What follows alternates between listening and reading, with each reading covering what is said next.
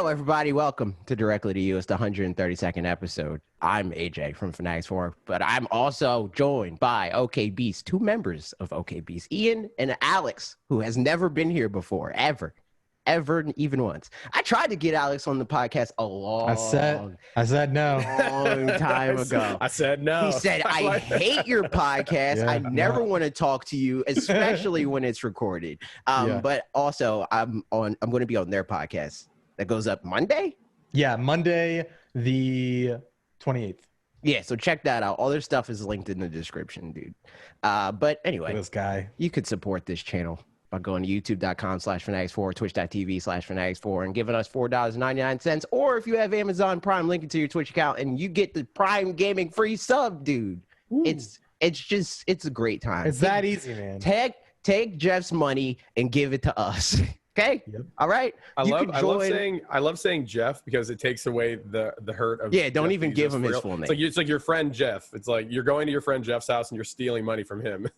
Take little homie Jay's money and give it to us. You could join our supporters only Discord. You can get free emotes. You get Switch keys from time to time. You get gaming time with us. You get to play Smash Brothers with me when I'm streaming and I don't have anybody else to fight. But also, you could join our Discord for free just by clicking the link in the description. You could talk to Brad. I'm still not giving Duncan his shout out because F Whoa. Duncan. Honestly, dude. Yeah, honestly, Duncan slighted me. I don't remember how, but he did. You don't even remember how. You hate this man, but you won't even say why. I love Duncan. He just doesn't get a shout out. Even though by me saying he doesn't get a shout out, I'm giving him a shout out. Yeah, anyway, we're just gonna get into the show. I would ask you guys what games you're playing, but we talked about that. Are you playing anything that we didn't talk about in your podcast? League of Legends, baby. Yeah, baby. Let's go. I mean, We're getting ready technically, for League Wild Rift is going to be coming to Switch, isn't it? Hype. And we're getting ready for Pokemon Unite. We're trying to go pro. It's true. We're going to the pro circuit. The real actual league. Top lane. The real one. Mild League is success. just the prequel, dude. Yeah, exactly. I mean, honestly, we joke Pokemon about Unite is that. going to be awesome. I'm really excited. Yeah, I know nothing about MOBAs, so I'm expecting you guys to walk me through it, just like I'm expecting Ian to walk me through Monster Hunter Rise.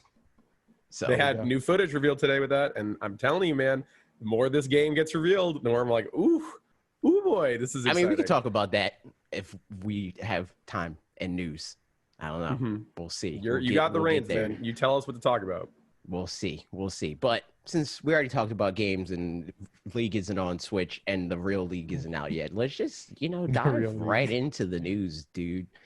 I want to talk about something that was interesting throughout this year is everybody was looking at how Nintendo was announcing games and being like, oh, well, they're not announcing anything. There's no new Nintendo Direct. So that means that they don't have any games, dude. But then they're like, okay, it's a random Monday. It's 10 a.m. Let's announce a game that's going to sell 9 million copies easy. They just been throwing out whatever, whenever, as far as we're concerned. And there's no pomp and circumstance. They just dropped Paper Mario's trailer on their YouTube channel. And what I want to know is if this will have a continued impact beyond now, because obviously they can't really do anything but that.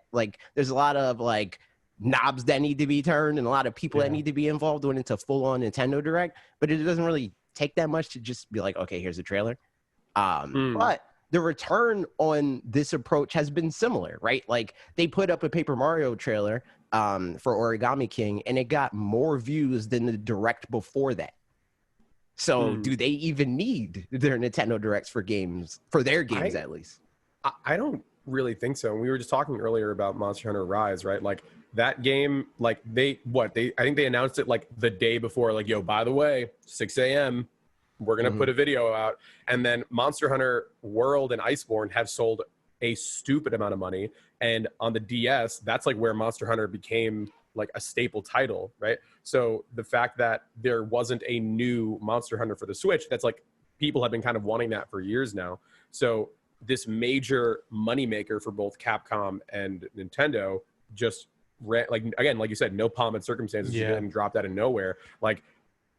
The reason why I'm excited is because I'm a Monster Hunter fan, but from a macro perspective, this game is going to sell so much because all the people that you, AJ, for example, and Bob, who know about Monster Hunter now because of the zeitgeist from the PS4, but are mainly Switch people, are going to be like, oh yeah, of course I'm getting this. And then like, it's going to pull in those people that, oh, maybe had the 3DS, but never got the PS4 version. Like, okay, I'm going to jump in. Like this is going to be like, we're talking about Origami King selling a lot of money or getting a lot of money for Nintendo. I think this is going to like far and away destroy sales when it comes out.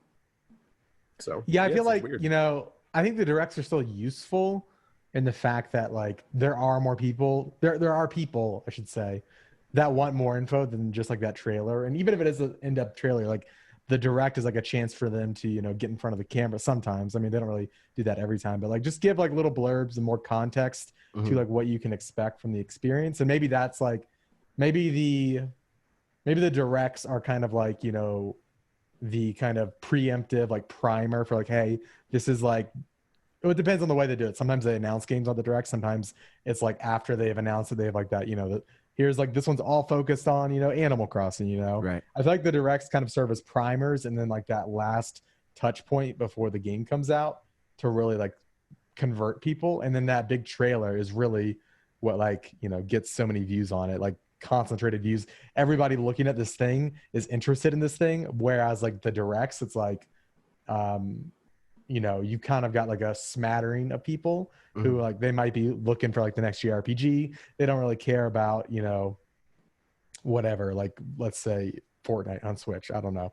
But like, you know, I don't know. I feel like the direct gets more eyes from a lot of different people and the trailers are just like that concentrated people who like people that are Mario fans. They see Mario in the thumbnail and they click on. And I think that's why those things get more views, because there's people that go out there and are just like, I'm gonna watch this 5 times, and like, and there's the, you know, the Game Explains of the world who are like, hey, we're gonna like dissect this for 90 minutes, right? And then everybody else is like, oh, let me go, like, yeah. I feel like there's that kind of spirit with Nintendo stuff that might lead to something that we talked about a lot throughout the year was also the fact that like people tuning in for the hope of a big game and a Nintendo Direct, also bringing attention to the smaller games. But what I found interesting is something like Jump Rope, right? Or more recently, Kirby Fighters 2. Kirby Fighters was trending on Twitter when they announced, when they shadow dropped that game. I don't think that would have happened in a Nintendo Direct. That would have been a game that's like, okay, yeah, that exists. You know, like that would have been the game on the bottom part of the hammock. Like, so I don't know. Isn't it wild how like, because that's a free-to-play game, right? I think it's $20. Oh, is it? Okay. For some reason I had in my mind as like free to play and there's like cosmetics you get. I guess not, but it's funny that like Kirby's like treated there is like a Kirby game like that. Yeah, it was I forget what it came out 2 years ago or something like that. I can't remember. It's funny that Kirby has been relegated to like the shadow drop Twitter announcement and not, I don't know. Yeah, like not. I mean, like he's like a tier. He's like a B tier. Like, what's that say about the brand of Kirby? Like, I don't know. I'm not trying to poop on Kirby fans right now. It's just an observation. I just think that Kirby is like an effervescent thing. Like people like Kirby because of like, it's like a Hello Kitty thing. Chill. People like the design. Yeah, like there's nothing to it. Like in the nicest possible way. Like Kirby Air Ride, Kirby Adventure, like all those games have like a fun, like I think that Kirby is the instilled philosophy of what Nintendo wants games to be, and then Mario and like Zelda are their games evolving over time. Like you know that whole thing where it's like we don't care about graphics or X, Y, and Z. We just want games to be fun. Like that's what I think Kirby will always end up being, and that's why Kirby will always have a fan base, because there's always new people trying to go into the game space. So Kirby games are not difficult to play. They're just a fun, cute little diorama that you can kind of mess around with. But back to the original question, I think that Nintendo Directs are slowly morphing into like indie game showcases, because more often than not, we, meaning like everyone who plays video games, right? We already know about the major IPs for Nintendo, right? We know about Mario, we know about Zelda, we know, like we have our pulse on these major franchises from Nintendo, right? And the issue, not the issue, I guess the thing with the Switch is that much like the PS4 was back in the day, everything gets brought to it because it's one of the most populated systems, right? So it becomes this thing of like, the issue isn't that there isn't enough games on the system, it's that it's discoverability. So instead of making their store more accessible and more organized, they just make these, they should, or I think they kind of already have made these videos that break down these highlighted indie games, like these like what is it called, like developers choice games that they really like, that they see quality in, put the spotlight on them, like with the last one with like Boyfriend Dungeon and all these other ones that were in there. Yeah. You know? And this is the kind of main getting series into they don't need to different worry about. territory, but based on what Ian just said, like I'd love to see how, and I know Nintendo has like the Nintendo news feed on your Switch and like that kind of stuff. I would love to see that expanded, and like when you're shopping on like the iOS store, you know, look in the like game section, there's like editor's choice, and like you know, they do entire blurbs on games that you can go and get recommendations versus just like looking at bestsellers or coming soon or that kind of thing. I wish or that, even like the more algorithmic approach where it's like, you played this game, you'll probably like this game. I mean, just fuse those two things together. Like, oh, we saw you liked Kirby, so you might like a similar cute style game or whatever. And I think this is actually a big problem in this ecosystem right now, is that I think that every single store for every single system besides Steam, not even cluttered, just objectively bad. Like it is hard to find games half the time. Most of the time it is cluttered. Most cases, like no one really knows how to filter things out. Like, I mean, Steam has its own set of problems, but I think Steam has it closest or whatever to what a good functioning system store is. Like, again, like they do the thing that I just described, where it's like, oh, you liked this, so based off those tags, here's like 3 games that you might also like or whatever. They have a queue of like, okay, you can, whatever you put on your wish list or on things you want to buy, that will also feed into the data of, oh, we saw this is on your wish list, this also just came out, you should check this out, and then kind of yada yada yada. Nintendo is like, here's the games that we make that will always be front and center because we want the money from that, and then here's the best sellers because that is selling best. And then here's our friends. Like that's the thing, is that's a whole other issue. That's interesting because they've talked about in the past how they want Switch to be Steam. They're like, if your game could be on the Steam, we want it on Switch. So like, no, they don't. Have they ever been on Steam? They know what games are on Steam, dude. They don't want to be Steam, dude. I don't know, man, because they're pretty lax on their like policies with like nudity, I guess so. And like all the that stuff. Japanese e-store. There's wild, way more games on Switch that get censored on, say, PlayStation. That Nintendo's just like, whatever, dude.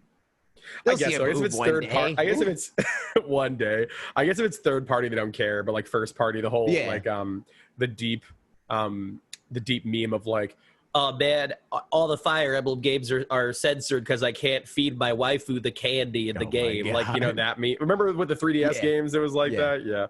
But I mean, even to that point, like I think it's a case by case thing depending on the specific team, because they have Bayonetta. They published that game. That's I mean, I guess that's like a more recent thing, I guess. And I feel like them acquiring Bayonetta is so strange. And I feel like we do a whole episode about that, because it's like that to me is not indicative of Nintendo's normal business practices. It feels very much like I don't know the word in English, but like essentially it feels like Nintendo knew people who made Bayonetta. They all went to get drinks one night and they're, listen, bro, our company's going under. We can't make the hair game anymore. And then a guy at Nintendo's like, all right, fine. Like, and then just bought them out or whatever. That's what it feels like, you know? So I don't know. Yeah. I mean, I don't know. I just think that their approach this year, I had a feeling that it would have a lasting effect on them, as far as like maybe not completely ousting Nintendo Directs, because they themselves speak about not really wanting to do it, but at least relying on them less, because people before, and in a similar way to like when they stopped going to E3, it was like, Nintendo's going to fail now. How can you announce a game without E3? That's not possible. And they're like, okay, whatever. Fast forward to now, everybody is like, skipping E3? What is that? you know? Yeah. Because you have more control over the message, right? Like, there's no reason for you to clutter the message with everyone else saying stuff. Just say it a month before when people are clamoring for something. And there's no reason to pay the ESA to do what you can do. Like, people are there because of the individual companies that make up the event, not because the ESA. So why are they the ones profiting off of it? You know, like, why am I paying you a fee? Have a booth 100%. And all the other stuff. But yeah, I don't know. I think that we might get a mixture of this year where it's like there's certain games where they're like, maybe we don't have to put Mario in a direct.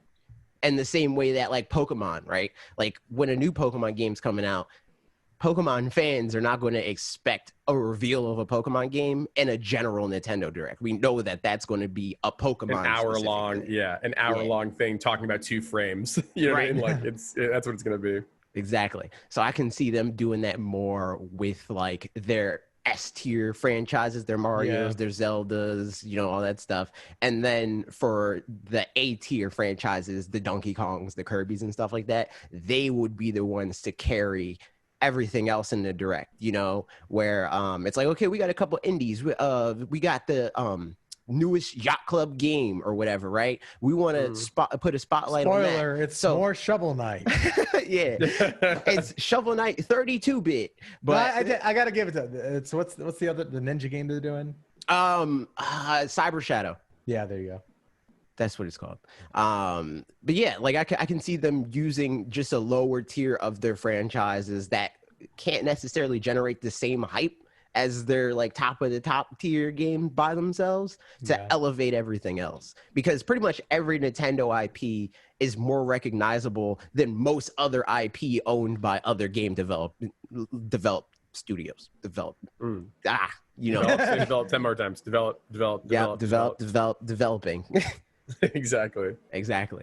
But yeah, that's my general thoughts on this. You guys have any final thoughts on this topic specifically before we move on? Not this topic. I think. I mean, I agree with. I think you have a lot of great insights. So. You're amazing. I've never had a single idea ever. Thank you for having me on the show. Thank you so much, dude. I appreciate it. You know, I try.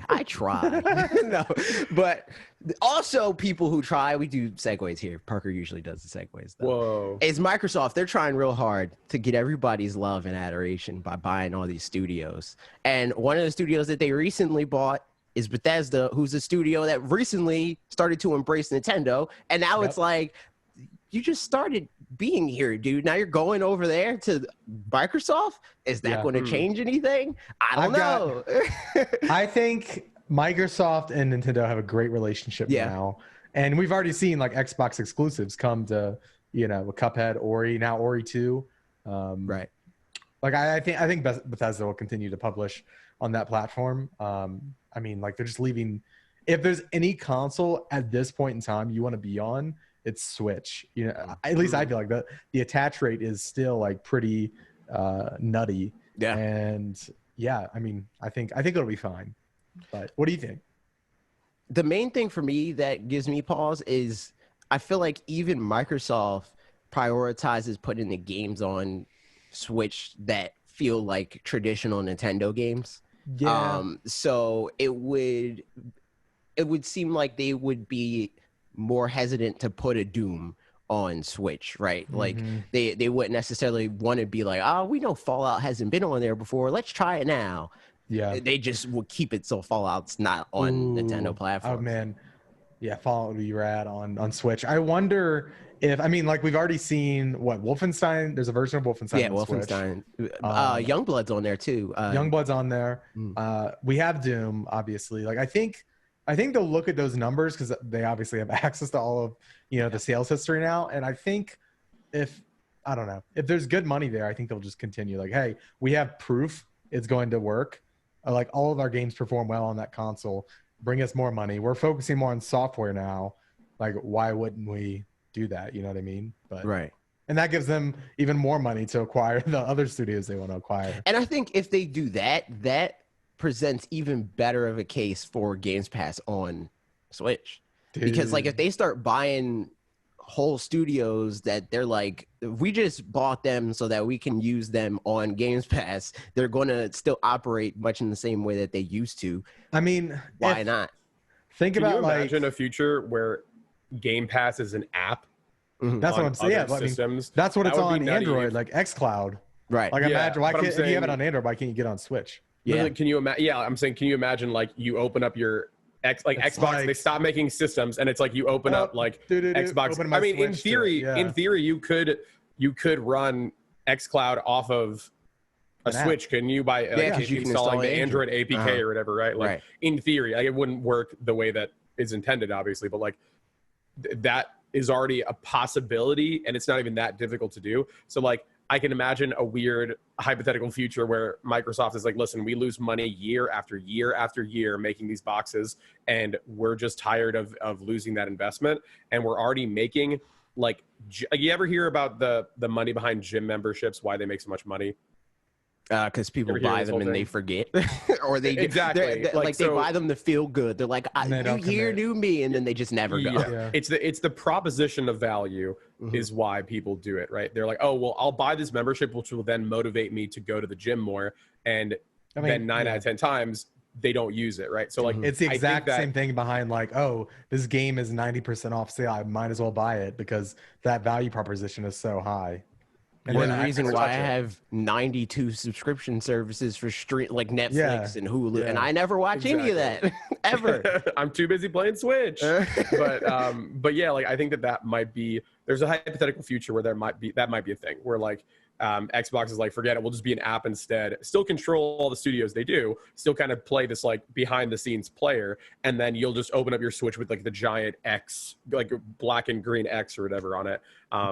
So, I mean, that would be cool. But I think going back to the Bethesda stuff, I don't see why. Like, I don't know the over-under of porting a game. I don't know how much work that takes. Obviously, there's entire studios dedicated to doing that, like porting and remastering. But it's funny that we mentioned, like, the Dooms and the Youngbloods or whatever, these action-orientated games that require, like, Twitch movement and stuff. Those games tend to be a little bit more difficult to play on the Switch, like, just ergonomically. And they also require a lot more resources to run more often than not. So even though I think I can see a future where those games like a Doom, because Doom, obviously Doom 64 is the thing, like back in the day, that relationship already is in theory, there's like strands there. Right.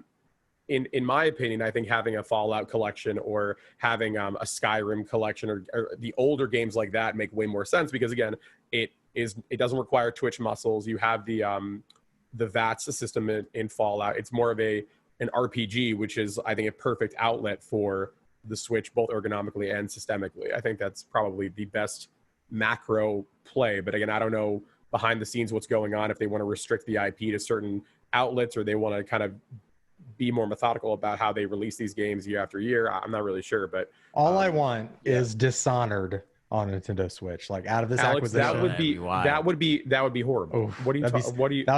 sicko mode, Ian.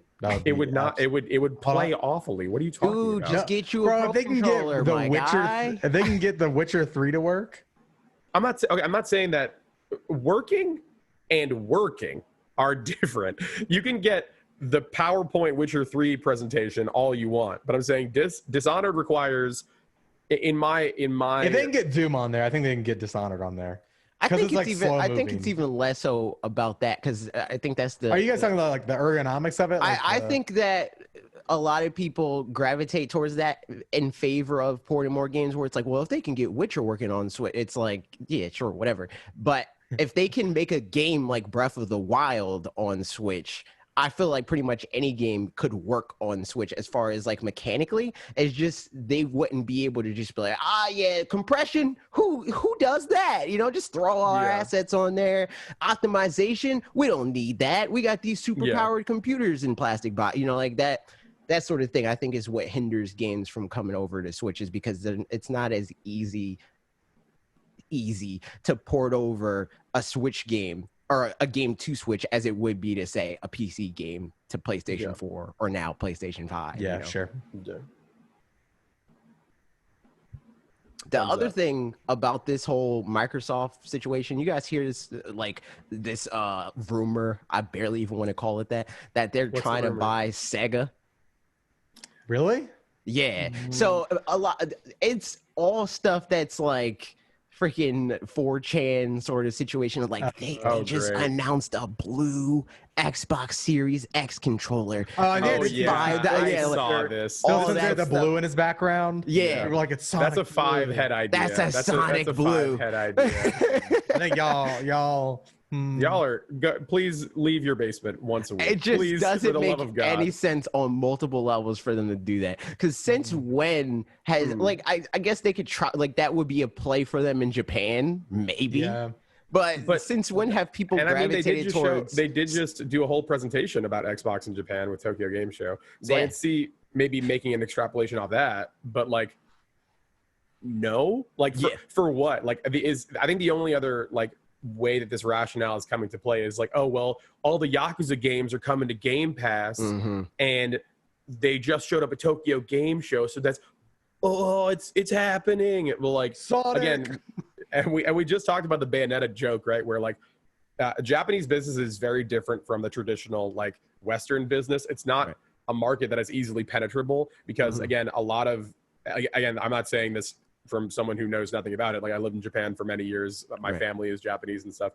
Like it's a thing where it's a market that is very hard to penetrate because of how business works over there, right? I wasn't saying the Bayonetta deal happening at a bar somewhere late at night. That's how a lot of those deals work. I mean, it's more personable. It's not just about, ooh, you have money, we have money, you have resources, we have resources. Like, we can have more money and resources together. They're like, but like, do I want to freaking drink sake with you, dude? Nah. Yeah, it's like, exactly. It's like relationships, legacy, and obviously being a Japanese company absorbing another Japanese company is way more likely, right? Like I would definitely see like a Sony absorbing a Sega because again, Yakuza games, came out on PlayStation before they came out on Xbox, and I think that them losing, I mean, Yakuza is only getting bigger and bigger year after year, right? So besides Sonic, right, and Sonic is a huge, like they have gold statues of Sonic in Japan, right? So I don't know if that would be a thing where a Japanese company would approach a Western company like, oh yeah, like let's buy us out or whatever. I think they would approach like 10 other Japanese studios and or Chinese studios like a Tencent or something like that, which I think already was rumored to try and absorb another Japanese studio, right? Like that talking about rumors, like I think that came out pretty recently. Either Sega or some other company said that they were going to eventually be bought out by Tencent, but then stayed independent for some reason. But yeah, no, I don't know. I don't see it, but again, it's 2020. You never know what can happen. So yeah, I mean, I didn't expect Xbox to buy Bethesda, so that was a shock too. But I just don't think it makes any sense. I think that like and there's a question about this later. I think if any company were to buy Sega and it be like beneficial to their like business in the long term, it would be Nintendo, because a lot of their franchises are associated with Nintendo now, where it's like if a Monkey Ball game comes out, people are going to mostly buy that on Switch. Same thing for Sonic, you know? Yeah, I mean, yeah, exactly. Sonic and Mario Olympic Games or whatever.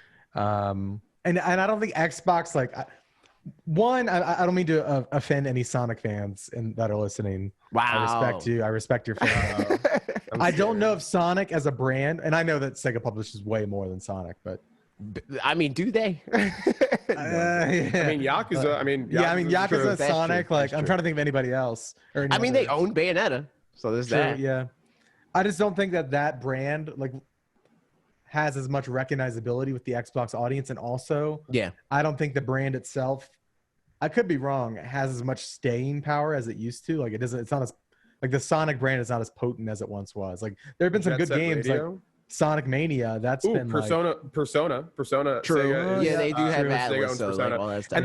And that's the other thing is that it circles back to what you were saying before. Is that, do you really think that PlayStation is gonna let Xbox walk in and take one of the largest franchises to come out on the PlayStation 4? No, there's no way that like that is happening. Like 0%. Like whether or not. Maybe I'm talking about Bud actually, because they have that's a lot of games actually. Well, I'm saying that's just. I mean, I'm seeing a bunch of things here besides like it's pretty much at least from a Western studio or from a Western purchaser POV. It's literally just Yakuza, which literally became a Western accessible franchise like 2 years ago. Persona, roughly the same thing. Like, again, these very inherently Japanese games that are like only recently in the past 5 years becoming super popular. And the rest are like very Japanese games like Sega Net Mahjong Tournament, like and then like Sonic and stuff like that, like Phantasy Star Online, which is a notoriously Japanese game. Judgment, stuff like that. So I think that I do agree with Alex that like a lot of the brands that Sega used to be associated with are not, like older brands are not as strong. Like they don't have a bevy of brands for Westerners to associate. They didn't say that one, like it used to be like Sonic is Sega. You know what I mean? And now it's like I had trouble remembering. But I mean, if you point them out, I'm like, yeah, that is actually a lot. I would argue that's still the case. Like as far as like how consumers think. Like I don't associate Persona with Sega. Like they own associate with Atlas. Atlas.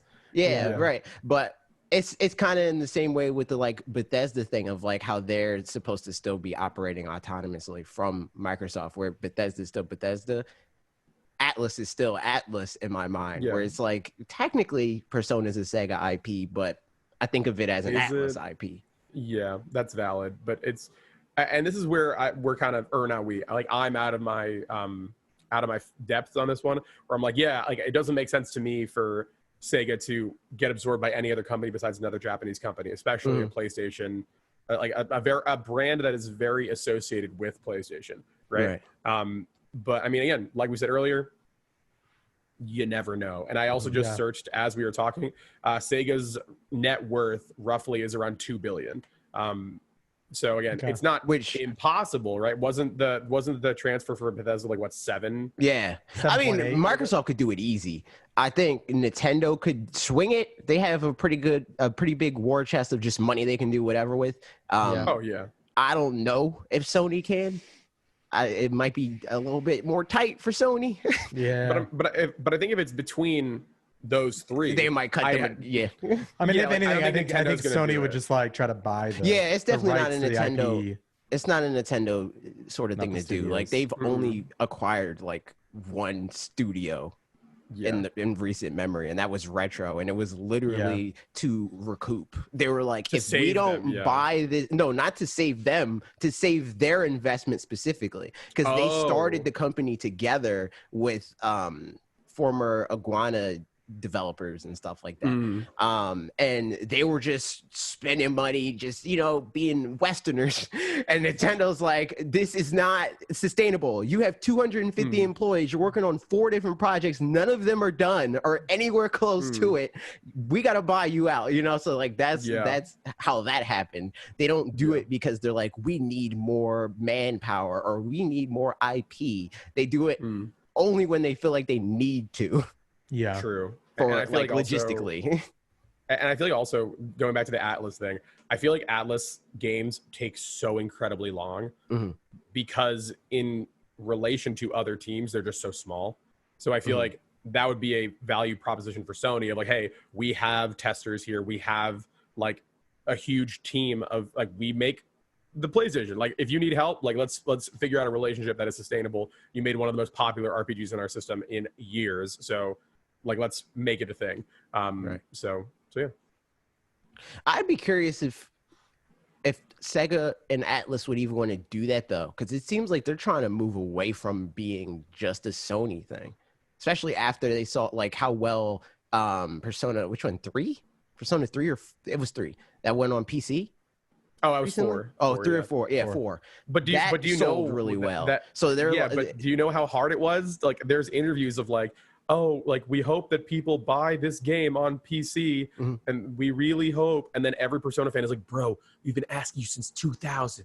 Yeah, we're going to freaking buy it, dude. Are you kidding me? And then like it sold insanely well. And they're like, still like, well, what about what about Persona 3? And what about, you know, Persona 2 and 1? And like, and the fighting games, can we port those? And they're like, we are still thinking about it. I mean, they said it in they said it in a recent investor meeting that they plan to port at least more of the like legacy games. Yeah, so potentially 5, 3, 2, but I think it all comes down to time. Like, right, they're not doing it themselves. Or sorry, I think they sent it off to a port studio, like a Japanese port studio to do 4. But like, it's time and money, like it's manpower, like.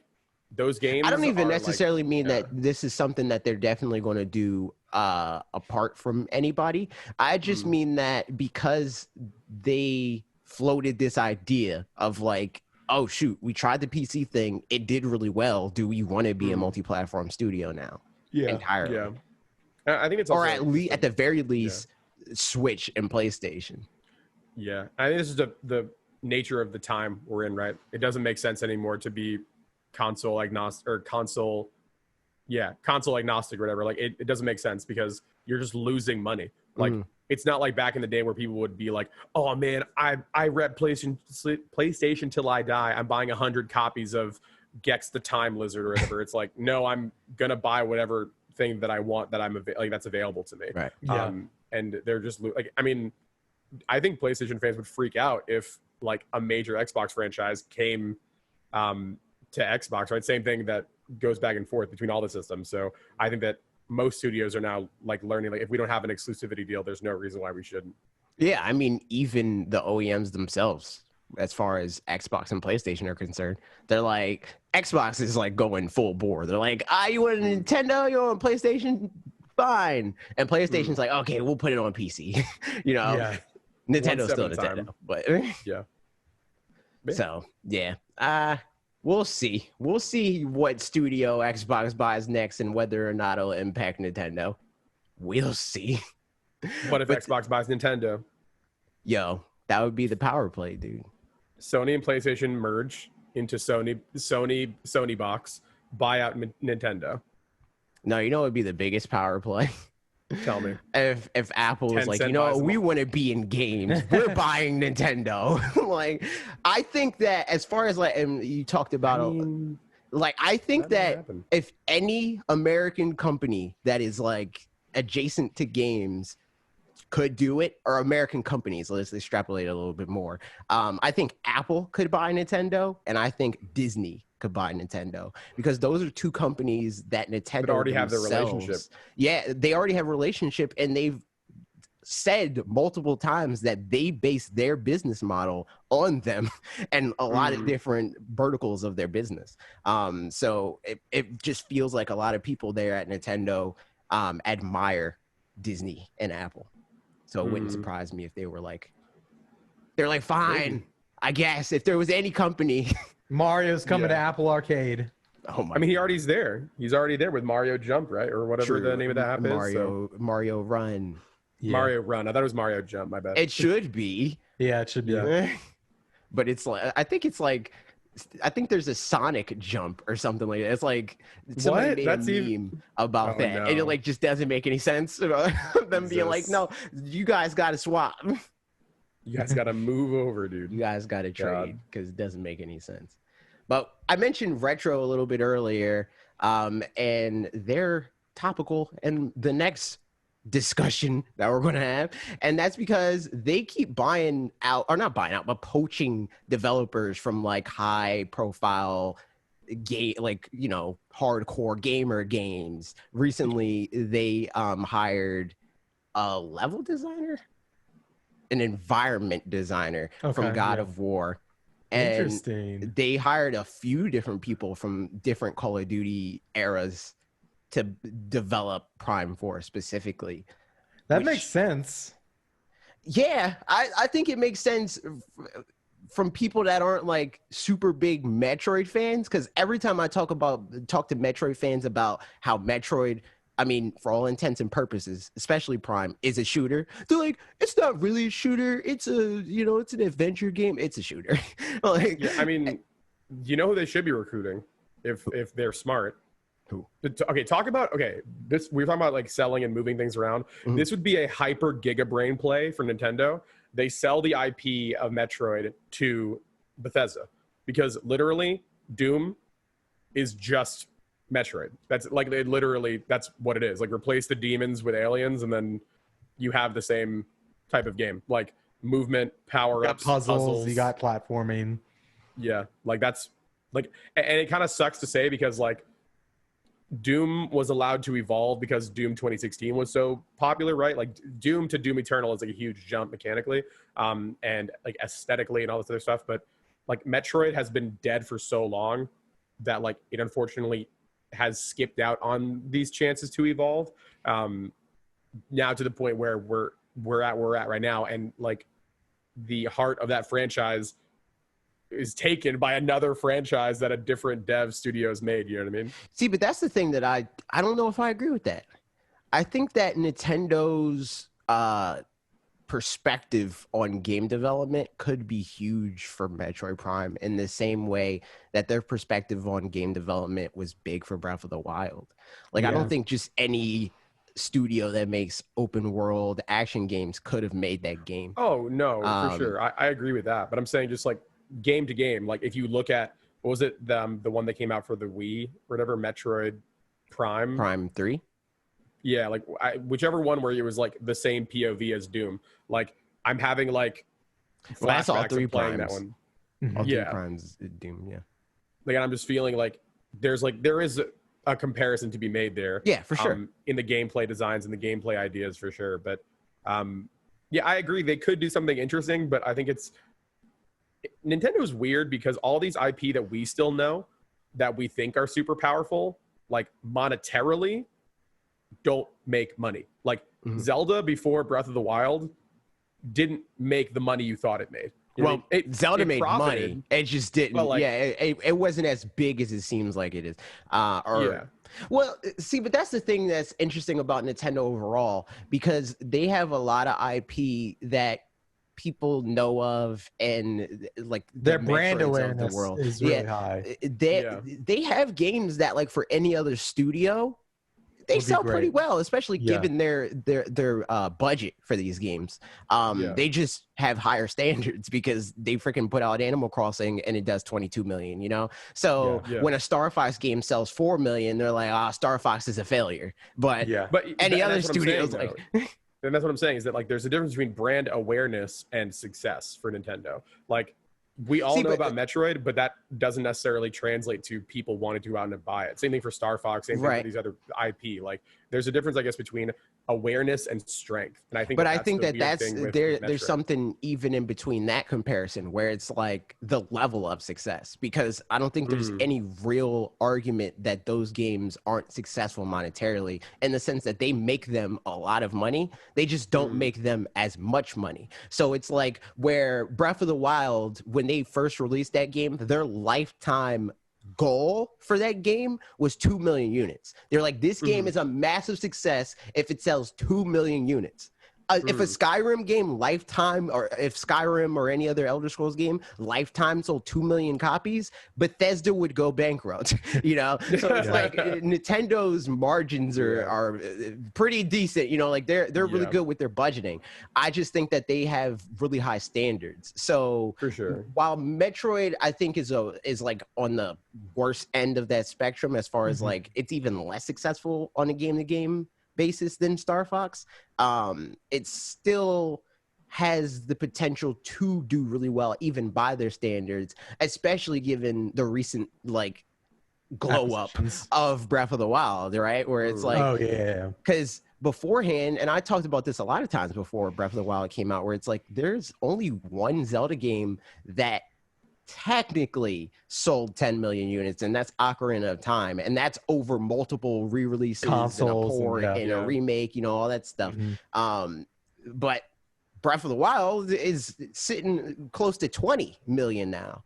So I think that they see that and they're like, we could do this for all of our franchises that people think of like that, especially in that market, because like Zelda is very much so one of their few like enthusiast gamer, like gamers games, you know, like the people that you can walk up to somebody that all they do is play Call of Duty and be like, yo, Zelda. And they're like, yeah, man, that's dope. But that same person, you could even say Mario, and they'd be like, that's a baby's game, you know?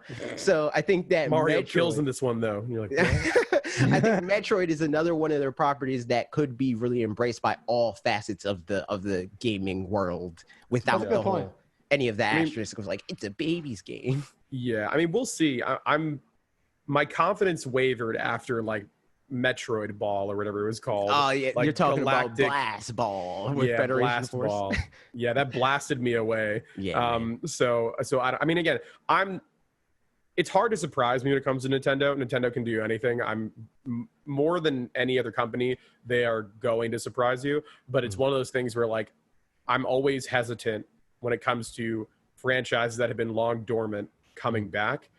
Because it's one of those things where like, do we as people who try and like look at the market and predict things, do we see like, oh, every game is going to be a Breath of the Wild, right? Every game is going to be an Animal Crossing, right?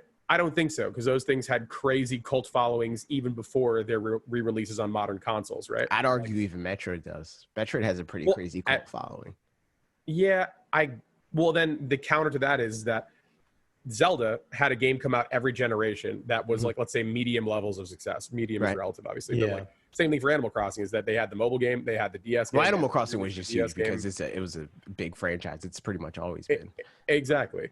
So like they had these consistent releases that, you know, regardless of their quality, do relatively well, make Nintendo money. They're a strong IP, right?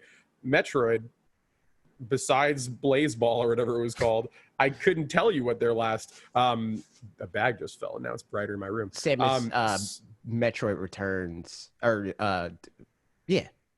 Metroid couldn't even tell you on the 3DS. I think it's sold like 2 million or something like that, which is decent. Again, it's a decent IP for them. Like I don't know how this next iteration is going to go unless they do a crazy Breath of the Wild, you know, re-up, because that's what I think we're looking at. Like, look at all these people that they're hiring, and the fact that mid development, they're like, all right, dude, like we're gonna restart this game, and they do that for none of their franchises but Zelda.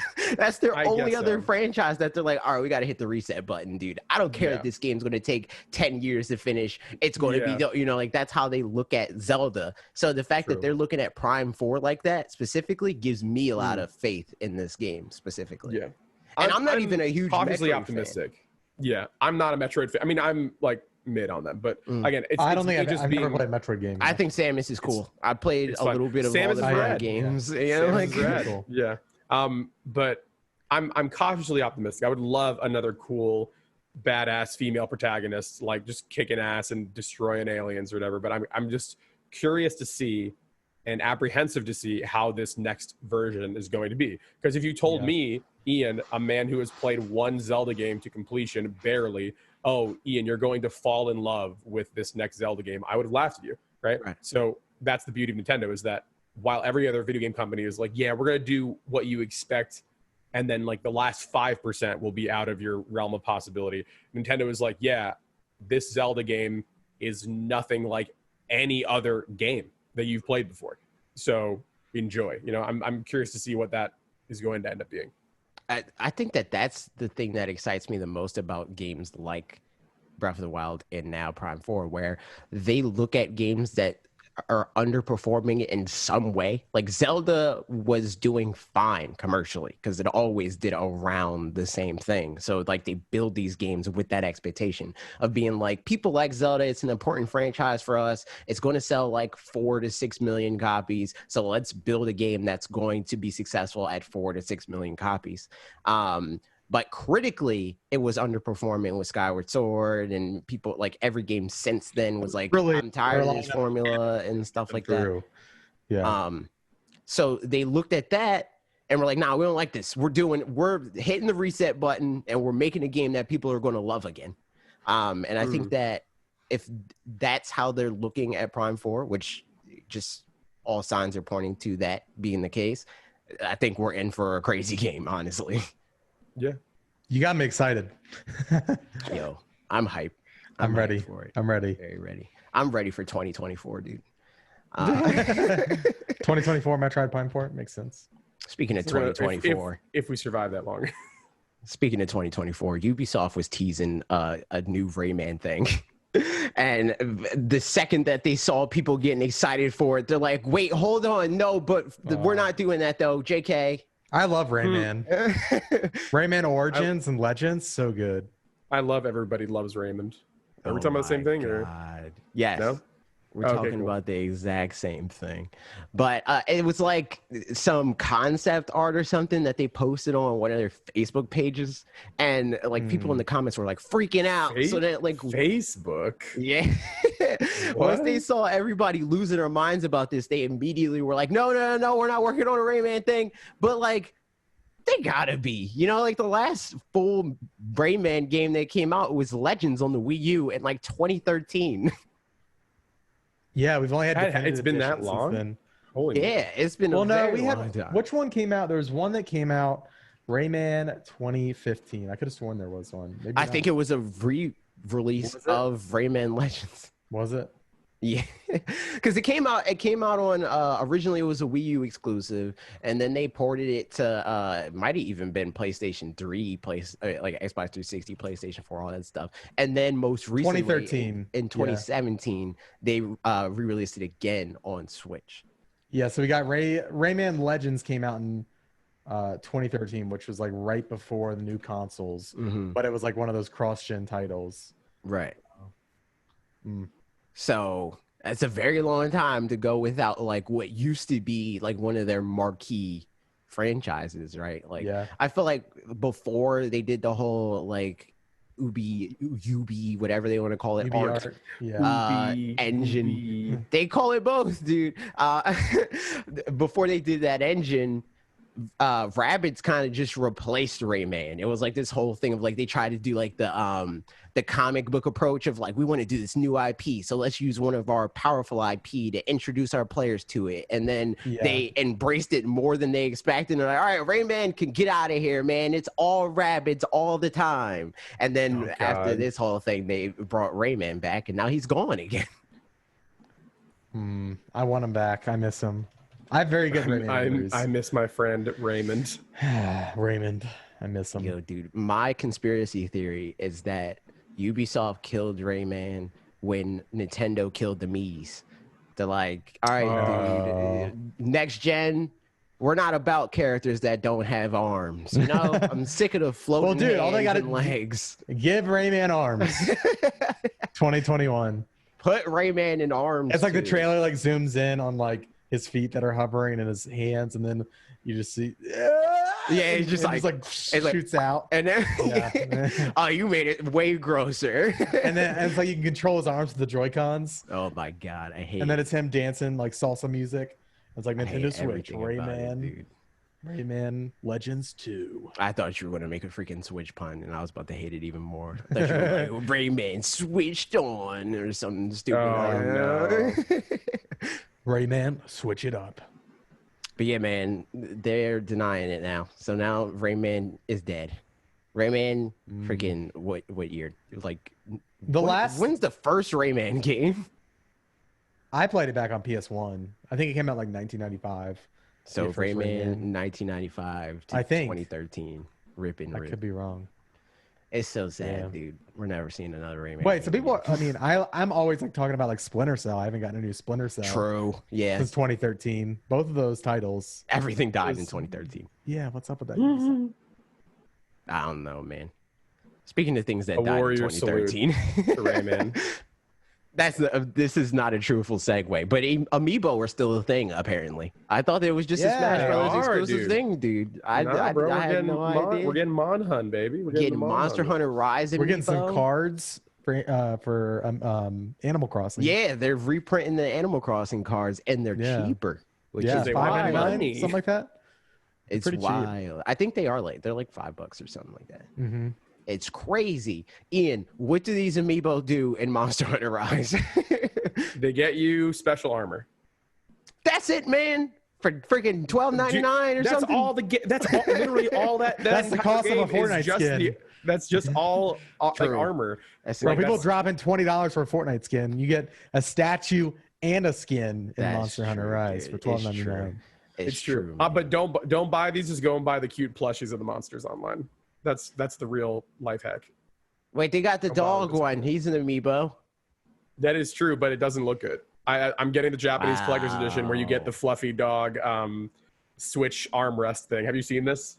What? No. It's a dog. It's like this big. It like sits in your lap, and it's supposed to just like you're supposed to rest it on your lap and then play your Switch on like resting your hands on top of the dog. When does that game come out? Is it March? It's March. Yeah, it's March, which is crazy. It's about to be October, and that comes out in March. Like that's so soon. See, every game companies do this. Like, hey, bro, we got a game coming out in like 6 months. Cert is almost done. Like.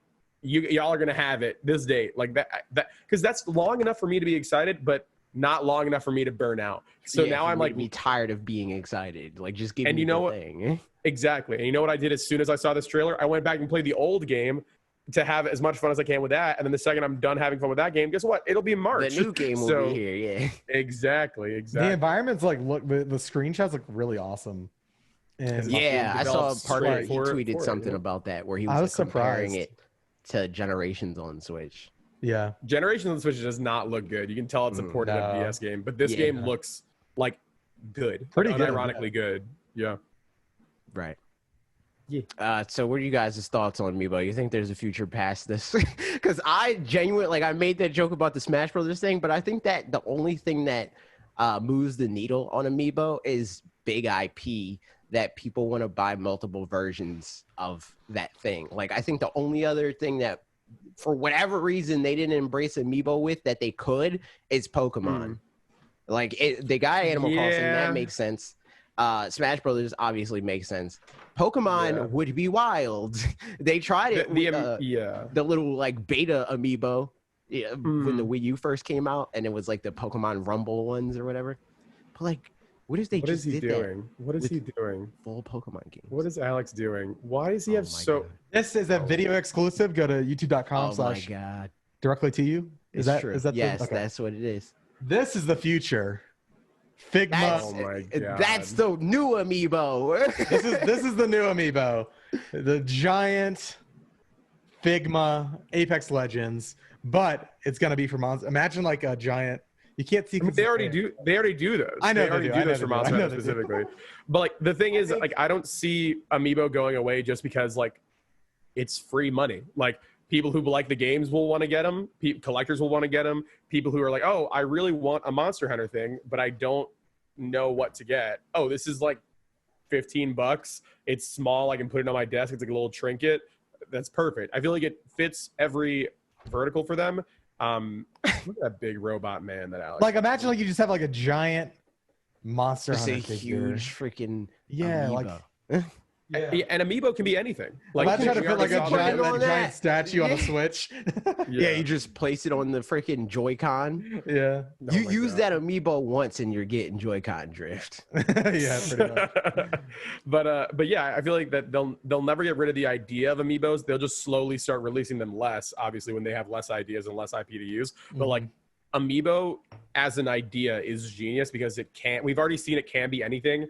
And it's literally just, hey, this IP is really popular right now. So make a toy. We're just gonna we're gonna produce a bunch of stuff for it. People will buy it because it's a popular IP, and then it feeds back into like, oh man, I'm gonna go to my friend's house and bring my amiibo there because this game functions with that. It's like it becomes a talking point, kind of. Yeah, it becomes like another advertisement to a certain degree. I'm just surprised that because when they first came out with amiibo, they were like super aggressive. Every game had amiibo functionality, you know. But now they just don't at all. You know, like it's just very few games, and I feel like mostly third parties are the ones that are embracing amiibo at this point. And it's just like you were talking about before, it's like it's physical DLC. So why not just every game that has DLC make an amiibo, even if it's a little bit more expensive than the downloadable version of that DLC? I feel like a lot of people would buy. I would buy that. You know, like just to have the thing, even if I'm not going to use the DLC or even buy the game, I would buy the amiibo. Yeah, I mean, this is a total like the reason why I think this way about the amiibos is because it worked on me. I bought Monster Hunter Stories amiibos before I played the game. Right. Then I played the game and I was like, wait, this game is amazing and it has this double functionality but I bought them originally just because they were cool rendered 3D models of these cool characters that I already knew, and it was a win-win. And that's how I think a lot of. And now you hate them because you don't want the Monster Hunter Rise amiibo. Rip. No. Amiibo are dead. I'm a simp. I'm a simp. I'm getting the Monster Hunter ones. Gotcha. Don't get it twisted.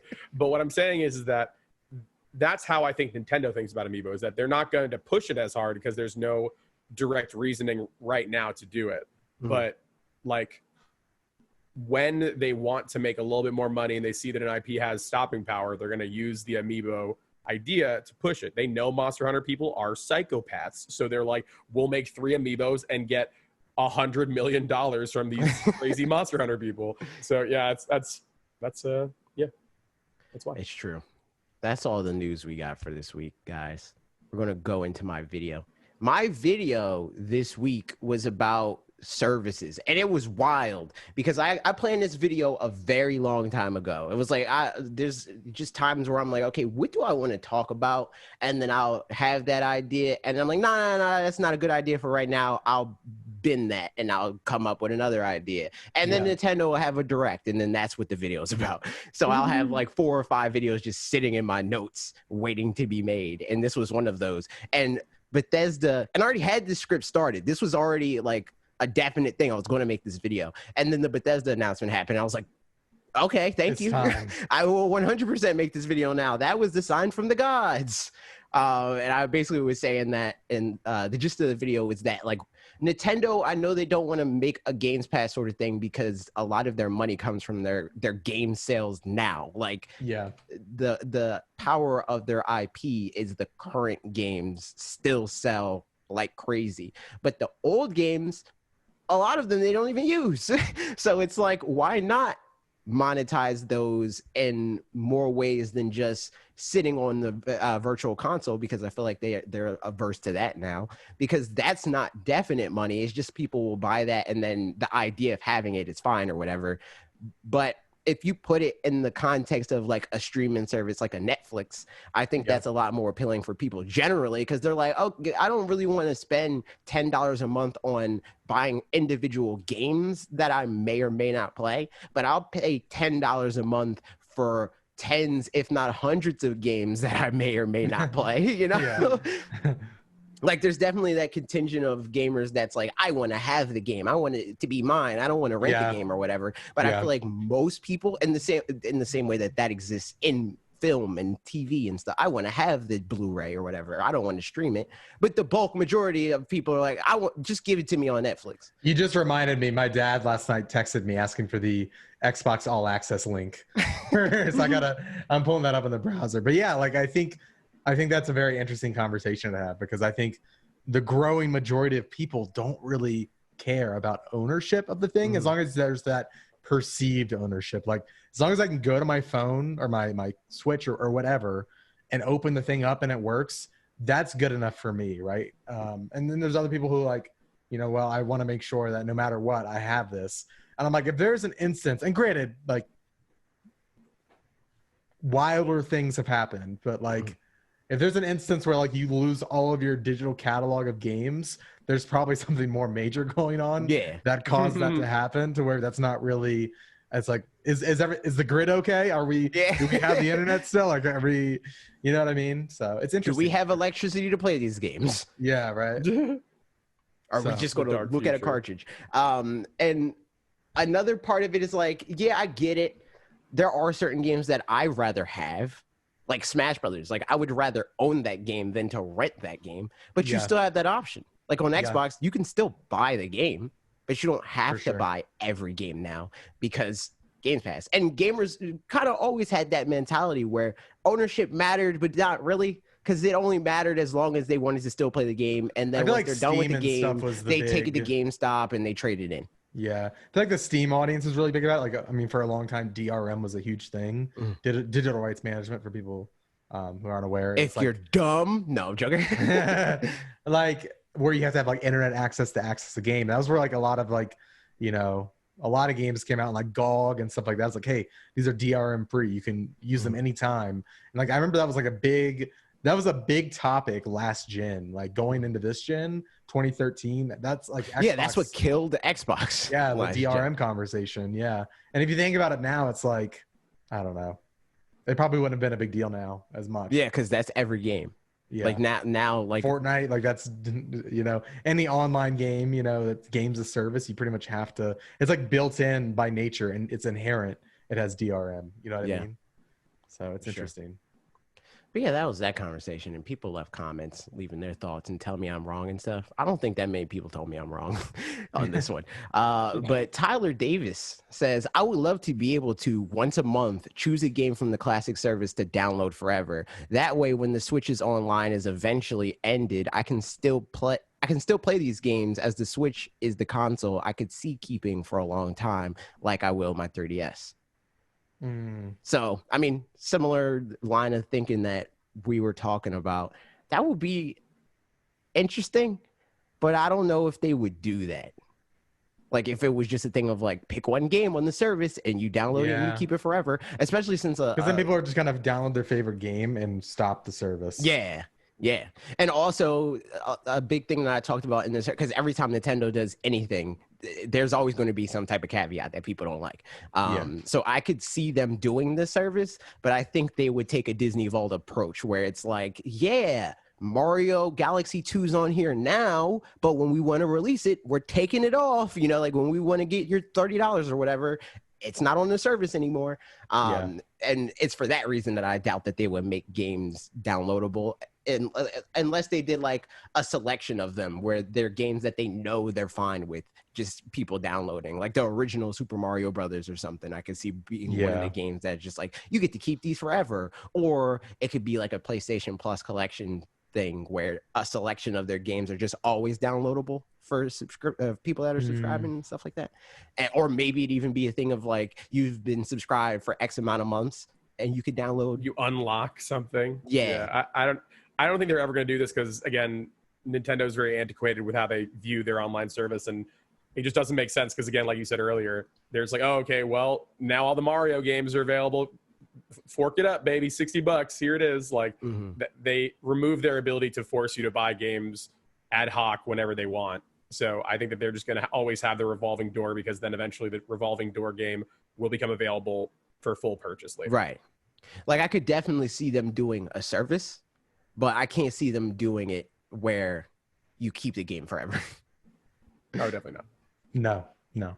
They're not doing a games with gold or a Nope. PlayStation Plus or whatever. At least not in the current iteration. I don't see it happening. Yeah, maybe they increase the price of it. Yeah, it's like, all right, Switch Online $60 now, like the other ones. Oh yeah, for sure. I think even if they did something like this, where it's like whatever games, and it's like a Netflix thing where games come in and out, and you just play like while you have this subscription service, and you don't keep anything. Even then, I could definitely see them being like, at bare minimum, it being $60. But I said in the video, I can see this being Games Pass prices, just because it's Nintendo IP. It's like, what are you going to do? Not be able to play Mario 64, freaking Ocarina of Time, Pokemon Stadium on one subscription service for $10 a month? Yeah, okay, sure. You know, like that sort of thing. That being said, I doubt that Pokemon would be a part of something like this. It would be like an Amazon channel thing. It would definitely be like, if you want Pokemon, you got to pay $3 more a month. Yep. But very interesting idea, though. I like that. Cool, said. Honestly, I'd love it if Nintendo did something like Sony with how they give PlayStation Plus members free games every month. I'd say they should create a $30 plus class where each month users would get a free game from their collection, the classic collection, but give us actual good games, not stuff people don't care about. Heck, sell me the games, but not for a limited time. I missed out on a ton of Nintendo games as I grew up with Sony, and I'd love it if I could have as many legacy titles as possible, all available on one place for me to play. $30 would not be, gonna happen. $30 a month is wild. I don't know who would pay that. No. That's crazy. Just in general, they're not ever going to do that. Like we just said, the whole spiel why is that there's a reason why they do the things that they do, not only because of the antiquated way they do stuff, but also because of like they want more money from you. So they're not going to do it. And I don't even necessarily, this is another talking point in the video where it's like, I don't even necessarily pin this on them being antiquated. I just think their business is fundamentally different from the other game studios where their value is in their IP. No other game studio in the world has IP as valuable as Nintendo. None. Very true. So it just doesn't make sense for them to have this old game is old approach where it's like, yeah, man, Horizon's been out for 4 months. We'll drop the price in half. You know, like they can do that because that's how their games sell. Like they get to a point where it's like Horizon's not hitting the mark where we wanted to hit anymore, and we want to have the big number. So let's cut the price in half, you know, and then we can get to 8 million units sold. Nintendo's like, nah, $60, period. 18 million units later, you know. So I just walked into a game shop a few months ago, and I said this on the OKB's podcast, but I'll say it here. I bought Mario Sunshine on GameCube for like $55. Granted, secondhand, but like their games hold value, you know, no matter the market that they're on. And a lot of that is because they force them to, you know, like but at the same time, any company has the power to do that. And I think most companies try to, they just can't, you know, like you can try to keep Halo 5 at $60, but nobody's going to buy it. And you want to sell these games, so you got to drop the price. Yeah. They were selling for like a good 10 plus years. We would still get updates on Mario Kart Wii sales, and they would still within a year sell upwards of 100,000 units of Mario Kart Wii. So like if there's any argument for them to keep their games priced at however high they can keep them priced at and people still buy into them, they got to do that, you know, because they can say, all right, we want people to buy Mario Kart Wii now, so it's $10, and maybe everybody will buy it. But then 5 times the amount of people that would buy it at $50 have to buy it at $10, you know? And that's just not as likely as people would like to think, you know? No, I agree. So there's that. Cheese Plow has a very long comment. Cheese Plow says, okay, let's cheese plow through. Let's plow through. Yeah. Hey, we did it. If the sales of the 3D All-Stars collection is any indication, people are clearly clamoring to get the classic Nintendo experiences on their Switch. I know I am. Whether it's through the sale of collections or subscription services at NES and SNES Switch Online, people still buy them regardless of how much they rail against Nintendo on social media. That's where I believe Nintendo is either happy with the way they're currently printing money, or they have a severe disconnect with what their fans actually want. They seem to be completely unaware how badly fans want to play their older games. With the decades-long back catalog they have, they could build an absolutely insane library of games for a subscription service. Given the hybrid nature of the Switch, they can tap into both their handheld libraries, Game Boy, Game Boy Advance, DS, as well as their home console libraries, Why Note, N64, GameCube, or Wii. Honestly, a selection of DS games would be incredible, and Nintendo could even sell a simple Switch attachment that allows the screen to be held in portrait mode instead of in landscape. Instead, we're drip-fed a few NES and SNES games every few months. This is in pretty stark contrast to Microsoft, where it seems like at least once a week, they're posting on Twitter that so-and-so games is being added to Games Pass. I know Nintendo values their IP very, very highly, which I kind of understand. They don't want it to seem like they're giving away their games for free. However, the demand is clearly there. They should at least give into it a little bit more than they currently are. Yeah. I would argue that they are. We agree. I would argue that they are, though, because we have Switch Online games now, right? Like this was a new development for them. Them having a service at all is a new development for them. And in the past, when they made products that do that emulate their past, like they did with SNES and NES Classic, and then we got those games on Switch using the same emulator, I think that there's a pretty big chance that we're going to see some way, shape, or form of N64, Wii, and GameCube being emulated on Switch, because they made a whole emulator for those games to work in the 3D All-Stars collection. Which was another reason why I talked about that in the video, was another talking point of like, they did this, so like, why not, you know? Yeah. Whereas before, it's more of a thing of like fans being like, I want this, so it's free money. Why not make it? It's not free money, because then they had to develop the tools to do that. But now it's free money because they did develop the tools to do it, you know? Now, like next year, next year is Zelda 30th, 35th? Yeah, 35th. Dude, yeah, Ocarina, Majora's Mask. Yeah, man. Twilight Princess. Like, you're going to see Wind Waker. I'm sure, well, Wind Waker, they'll probably re-release HD as its own, because, like, everybody wants that already. But, like, I guarantee you'll see, like... I could see them bring literally every major Zelda game to Switch. Because they did that on Wii U. Wii U was the console to play everything. Yeah, there were rumors, I think you mentioned on the OK Beast podcast, about how, like, this, or maybe it was Bob, this entire thing was done in like 6 months or something. Oh yeah, Bob was talking about that. Yeah. So I wonder, like, and that might be why there's not all the Mario games on there as far as 3D goes. There's only like the 3. And so I'm wondering with more time if they release this entire like, you know, Zelda Master Collection, like Master Quest Collection Switch Edition. You know what I mean? I think they view it on GameCube. I think they view Mario differently.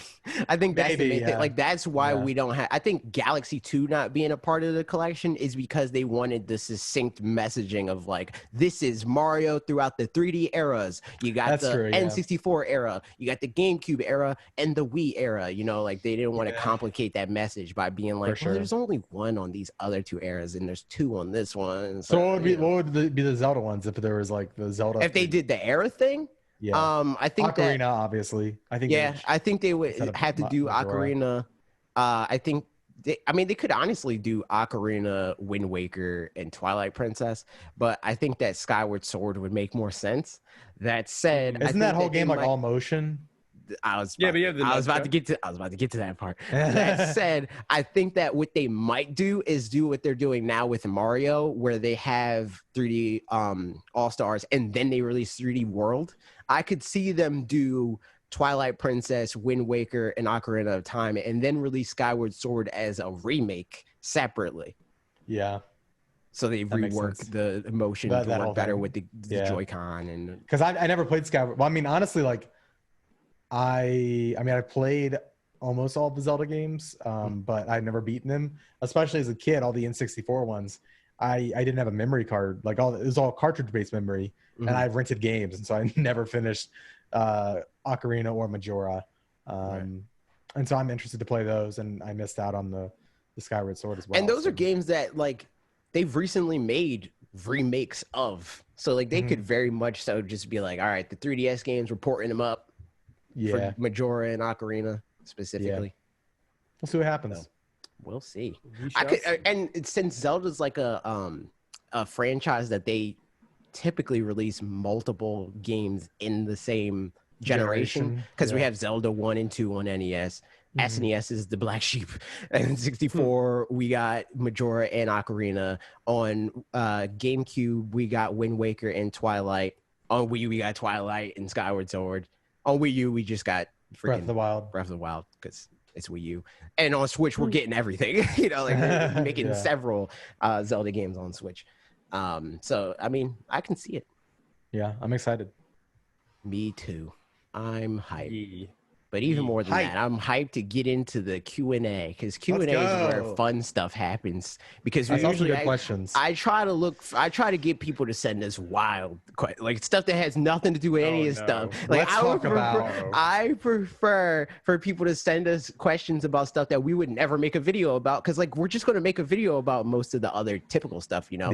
Ask me about existence. Ask me about consciousness. Bob usually asks those questions that are like completely left field, of like, if you went through a teleporter and it recreated you by cell, are you still technically, like those type of questions? Oh my god, the Star Trek question. But we get a mixture. We get the gaming questions, and then we get questions about food and whatnot.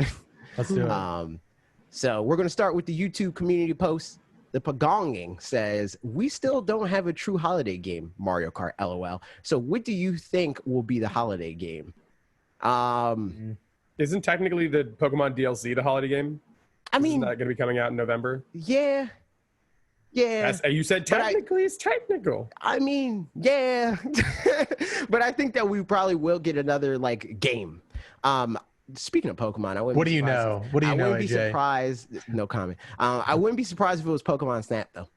Because Pokemon Snap, like just how they announced that, it sounded like it was like very close to being done, if not already being done, and they just didn't mention a year or anything like that. They're just like, it's coming soon, you know.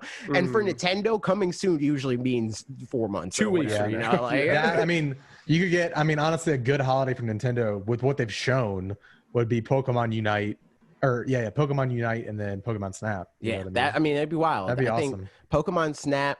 Especially Wild Rift coming out soon. I think that's like on the horizon. Like if they drop that, I don't know. It'd be wild, dude. And I think Pokemon Snap just has the cachet in the gaming world to be a huge title regardless. Cachet. Yeah. Word cachet. Yeah, man. I'm excited for Unite, man. I know we talked about that at the top, but give me that this November. You gotta teach me everything you know about MOBAs, because I know nothing. I know, like, I'm level 30 in League, which is like 100 hours of game time, but it's still just scratching the surface. Oh my God, I'm Ian's tired like of thousands salad. of hours. I'm sick No of it. comment. No comment. No comment. Yeah, I League of refuse Legends, to. like that's a reference. Go listen to the OK Yeah, Beats you gotta podcast. listen to OK Beats podcast. That game is all salad. It's all that game is 100% leafy greens, bro. It's spinach, macadamia nuts, a nice brie, Nice vinaigrette. Yeah, Oh my vinaigrette. This is the God. nice salad, bro. No breadsticks, just salad. I think I'm sad. Rex Cosmos said, "We all know AJ has a competitive spirit. Fall Guys mostly, which is interesting, and a little Smash." I was gonna say, like, isn't that like Smash? Completely I'm like, reversed. Yeah. I see Yeah. him just like trashing. It's because I made a Squirtle. video about Fall Guys. How the thing that separates Fall Guys from Mario Party and makes it more interesting is that it feels like you can be good at it, even though Yeah. it's like in the same like wheelhouse as Mario Party. Sorry, this brought up a point from this question. The last question, there's like so many big games, third party wise. Yeah. That would even make a big fall. Like Fall Guys, coming, yeah. coming to Switch. That would be huge for Switch, and they don't really That's have true. to rely on first party. Yeah, I think they're holiday set. They don't have to really do anything. But I Apex think that Legends is coming. Yes, right? that's true. Yeah. I forgot about that. Yeah, with I forgot all crossplay, about that, dude. all that. That's gonna be big Switch fall for sure. Yeah, holidays looking crazy. Yeah. But yeah, that's what that was. That's why I think that his exposure is probably he found us around the time of that video. Gotcha. So that adds up. But what, if anything, awakens the beast in Parker? I refuse to believe he's never killed a man at least once. Oh my So God. Parker's not here, so we don't know. Listen, We're just I left don't to our know own Parker devices. that well. I know to Parker. speculate. I know Parker over social media. I think we're kindred spirits in a lot of ways. Mhm. I think that thing Parker that- is Alex's nobody. I mean, Yo, I've got, it's true. I think I've got the same. I've got the guitar right here. I think they're the same. I think me the and thing AJ that are happens with similar, and then Parker, you and Parker. he goes. Speaking of the guitar, Parker, he's jamming out, right? Like he's got his Twitter video going. He's like plucking the string breaks, and he just sees red. Oh my God. That's Parker. He's That's like- what makes him murder a man. He murdered Just- somebody just- over a limited edition guitar or something. Yeah. Oh my God! My neck hurts after Alex doing murder that. face. Yeah. Yeah. Oh my God. That's Parker. So what we're saying is his game is Guitar Hero. No, Okay. what was the one? Was it Ubisoft? Somebody Rock published Band? a game that was Rocksmith? like that Yeah, game. Yeah. Because that's like the hipster Guitar Hero. It's like I want to play a real guitar, you know? Yeah, bro. Yeah, that's the one that Parker would. I only play UbiArt games and Rocksmith. Oh my God. Speaking of Parker, he has a question for us, and he says optimal pizza topping combo. And what's the biggest pizza sin? Thin crust, pineapple, mushrooms, imaginary pizza. I know I brought up my giant statue when we talked about amiibos. Last night I had a Sicilian pizza that's in the fridge. I could come and show the class. I won't. Bring the pizza. Go get Bring it. the pizza? This is Okay. a video format. dude. Okay, I'll be right back. Okay. Best. Here's the thing. I am. See, this I'm a is this chaos was my purist. secret strat because we're both northeastern, so we have the Northeasterns, only yeah. opinions that matter. On And now that pizza. Alex is gone, whatever pizza he brings in here is gonna be dog. Sorry, it's gonna be bad. It's sorry, no S's. It's gonna be not good. But here's the thing. I'm what I like to call with many things a chaos purist. Whereas I love the pure, like a plain pizza. If you can make a good plain slice, then you're a good pizzeria, right? That's True. number one. But then I also like buffalo chicken, Yeah. like Hawaiian slices. I don't know like, about that. I can't get on board with that. I don't know. Like, listen, it varies. You gotta have. Here's the thing: buffalo chicken. You only really need to have good chicken to make that Yeah. good, right? Like fruit can be very bad. You know what I mean? So I think that's where that variation. That's comes where in. that veers off.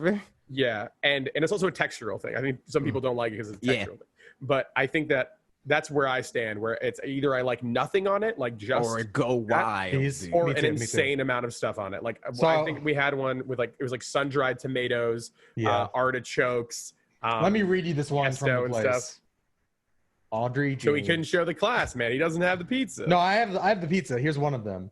But like, so Ooh. if I want it, this is a Sicilian pizza. Granted, it's cold. It's a day old, so it's not going to look as good as it once did. Hold on, wait. We Come gotta on, get the camera. production values. Let me Here we get there. go. There we go. Look at Yeah, it. like, the basil's cold. Like obviously, it's cold pizza, right? But it's that nice thick slice. This thing's like reaching pie levels, but not pie levels. Like we don't want that Chicago stuff, right? This is Sicilian. They don't even like that in Chicago. They know they don't like that pizza. So this is one option, and I'm not going to eat this right now. I'm going to put it back in the fridge.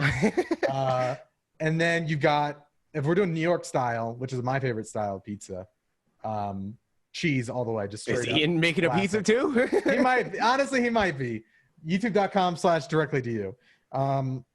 Yeah, and so you got the Sicilian, which I like. You've got thin slice, or like not like cardboard thin slice, like New York style, like really thin. Right. With just cheese or pepperoni. I like it just simple. Just thin enough to fold it. Exactly. Yeah. Eat like a sandwich. Or you do like an elaborate white pizza. That's like, those are the three. And I'm letting the website load because, and I want to hear Ian's input because he was talking about complicated pizzas. But AJ, did I miss what your preference is, or have you? Yeah, I didn't talk about it. I'm down for. I have mostly the same take on pizza as Ian, where outside of the pineapple stuff, I don't know about that. But either I want like the pineapple, nice and simple, like cheese pizza, pepperoni, maybe some sausage or something, or you do like the wild, like you give me like barbecue chicken pizza. We're hogging out. It's like it's the two extremes. Anything in the middle, I'm like, nah, I'm good on that. Like, yeah, for sure. I don't know what happened to Ian, but I'm gonna read off this. He's making a pizza. I know, just like he's doing a Cooking with Ian episode live on Directly He's teaching us how to make pizza completely from scratch. Here's the Sicilian pizza I almost ordered last night. So I said there's three picks. Food. I need to order food now. For me, there's three. All right, the pizza's in the oven, guys. Oh, shoot. I heard AJ say that he's a chaos purist like me. Let's go. Yeah. The only right way to like pizza is chaos. Listen to this description. Here's the only, when I want a white pizza, which is very rare, listen to this combo right here. Prosciutto, burrata, which is a wetter cheese, arugula, fig jam, extra virgin olive oil, mozzarella. Fig jam is the fig jam. I raised an eyebrow. Mountain white people shit that I'm not into. Bro, you got the savory and sweet. Like bacon wrapped figs. You ever have those? Okay. I don't know. I said it's like a once a year pizza. Why y'all attacking me? I got the Sicilian. Like, come on, it's me, I'm Italian. First of all, someone get Bob in here so we can yell at Alex for that. But no, like you were listening off those things. We were all like, all right. All right. And then he's like, you put peanut butter and jam on there, and we're all like, I think the placement was very intentional because like it was the first couple were like, yeah, I'm down. It's like enough yeses for us to go on autopilot, but we just how about this? Crashed into the wall. Hot honey disco. It's red sauce, mozzarella, salami picante, calabrese honey, and basil. What is with Colorado and being like, bro, hey, it's good. Pizza. This lady, Elmer's hot glue on it to ruin it. Why would you put? She went to Italy. Listen. Okay, Mazel tov. I've lived in Italy. They didn't put honey on anything. She studied under Tony. Tony, the guy like Tony's Pizza. My name is Tony. No, I'm joking. But he put the placement the same way. He put honey in the same place as the fig jam. This honey, like the only place honey should go on a pizza is on the crust alone. That's the only. That is Colorado style pizza. Yeah, weird. Colorado has a style. No, honey on the crust. It's like, but that's a very like, and it's braided crust. That's a Colorado style. I don't like it. I didn't know Colorado had a thing. Pizza. I didn't know that they were even allowed to have pizza, dude. Yeah, it's a thing. There's like one company that does it. It's like a mom and pop place. Oh, they're the only ones with the pizza warrant? Colorado pizza warrant. You have your show, sir. Please show us. Like Rhett and Link did a like they're like doing the region. Oh yeah, pizzas. They ranked it. They probably and Colorado. That one was on there. Something dumb. They probably Mojo's Pizza. What one? So I can go dislike this video. But yeah, while we figure that out, let's move to the next question. Eric Henley says, which Kirby is the best Kirby and why is it the blue one? What? Wrong. Kirby Meta Knight. Wow. That's Black Kirby. That's crazy. Give me armored Kirby, dude. Nah, I don't like Meta Knight Kirby. He's edgy Kirby, dude. That's what I'm saying. If someone saw this cotton candy man and then had a bad day at work and then sketched up him in Dark Souls armor and was like, and he could fly too. And then someone was like, Sure. All right. And then he's like, oh no, it's real now. Actually, you know who best Kirby is? It's when Kirby sucks in Captain Falcon. Oh yeah, That's with the helmet. Just that. Yeah, Like, that's true. He's like, yeah, you know when babies put on shoes that are too big for them. Yeah. Like that's what it feels like. He's like, yeah. show me. Your And he moves. also Like, can't say Falcon, but he says like Balco Bot. Like, Yeah. Balco Bot. Yeah, that's adorable. Kirby's Yeah. a little. It's He's the best, a elder god baby. Falcon says the real question, which is on brand, dude, went from the Kirby to talking about Falcon being the best Kirby to literally somebody named Falcon. The real question is, who's your main in Kirby Fighters 2? I was talking to Falcon about this, and I think he said Ninja Kirby. Wait, I was. There's multiple. You gotta look up Kirby Fighters 2, dude. Kirby Fighters 2, the sequel. All right, Kirby Fighters 2 roster.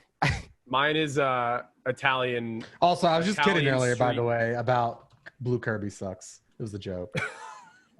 Alex felt very guilty. He didn't about want that. freaking Eric to come to his house. It was a And joke. dox him. My favorite Kirby's Kirby good. in Kirby Fighters 2 is Italian Street Youth Kirby with the yo-yo. that is mine.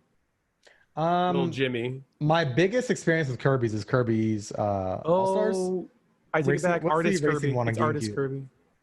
Yo, Artist Kirby's high tier, dude. I'm Very down cute. for Artist. Honestly, there's What about, Also, special rare hat Kirby with the sword with the knife? Yeah, Dude, like the this- freaking like straight up Link Kirby. No, I'm gonna put it in. No, our I group know. chat. I'm just bringing up another Do you see Kirby. Cowboy Kirby? No, please send that over. I'm putting this in the group chat because this is hysterical. This has big.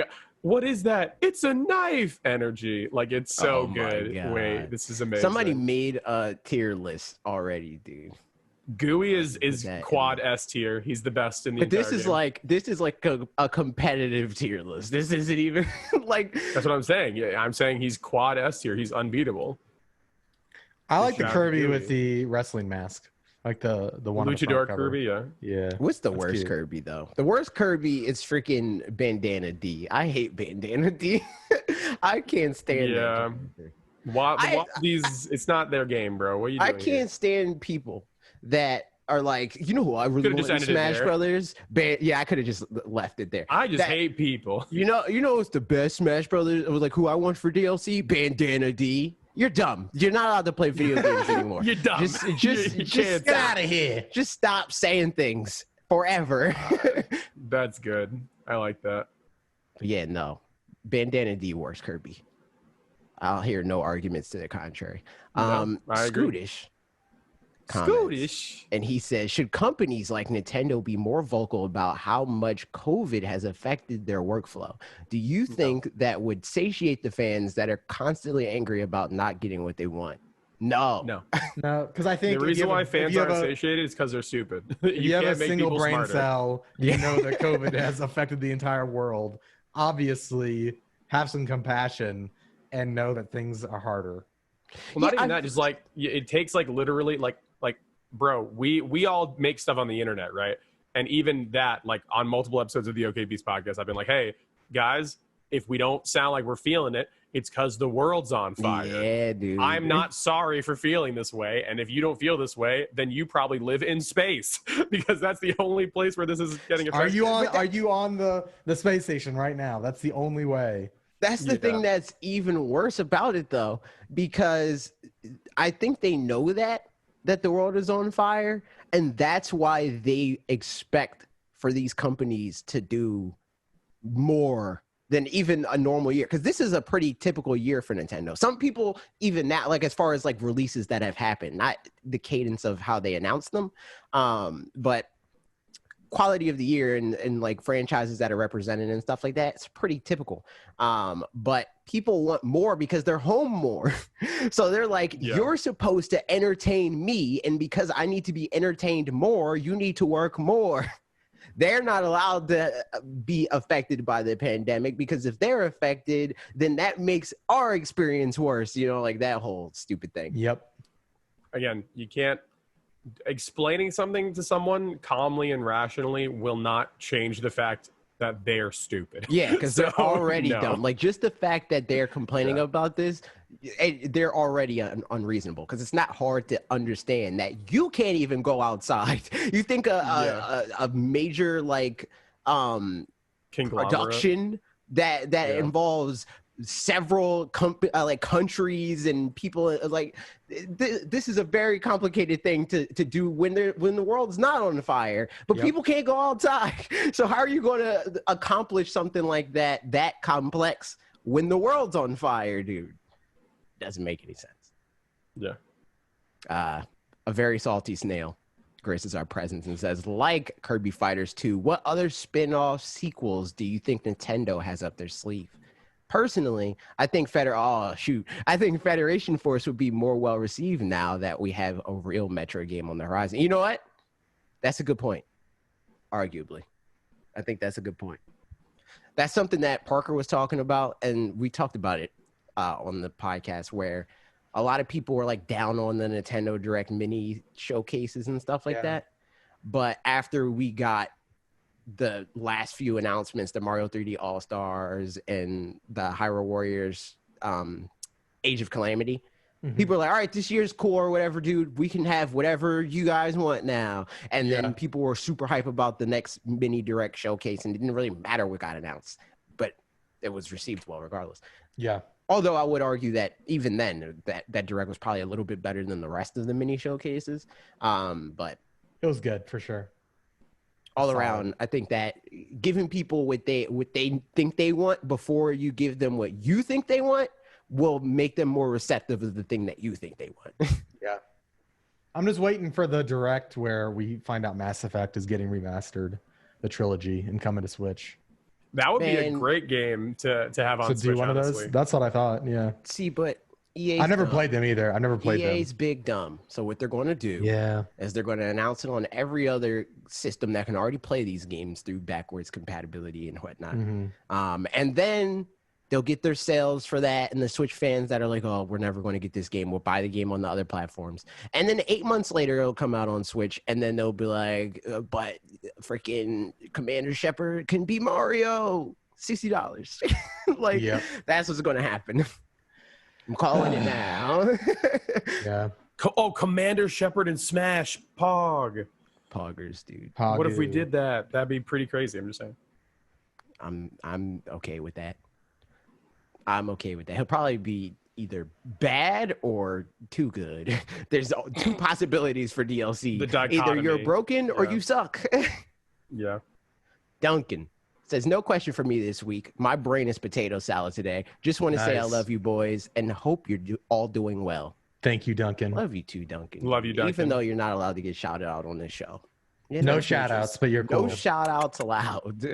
But you are cool in a non-shout out way. It's true. Not shouting you out, but Duncan's cool. Not a shout out, a shootout. We hate you, bye.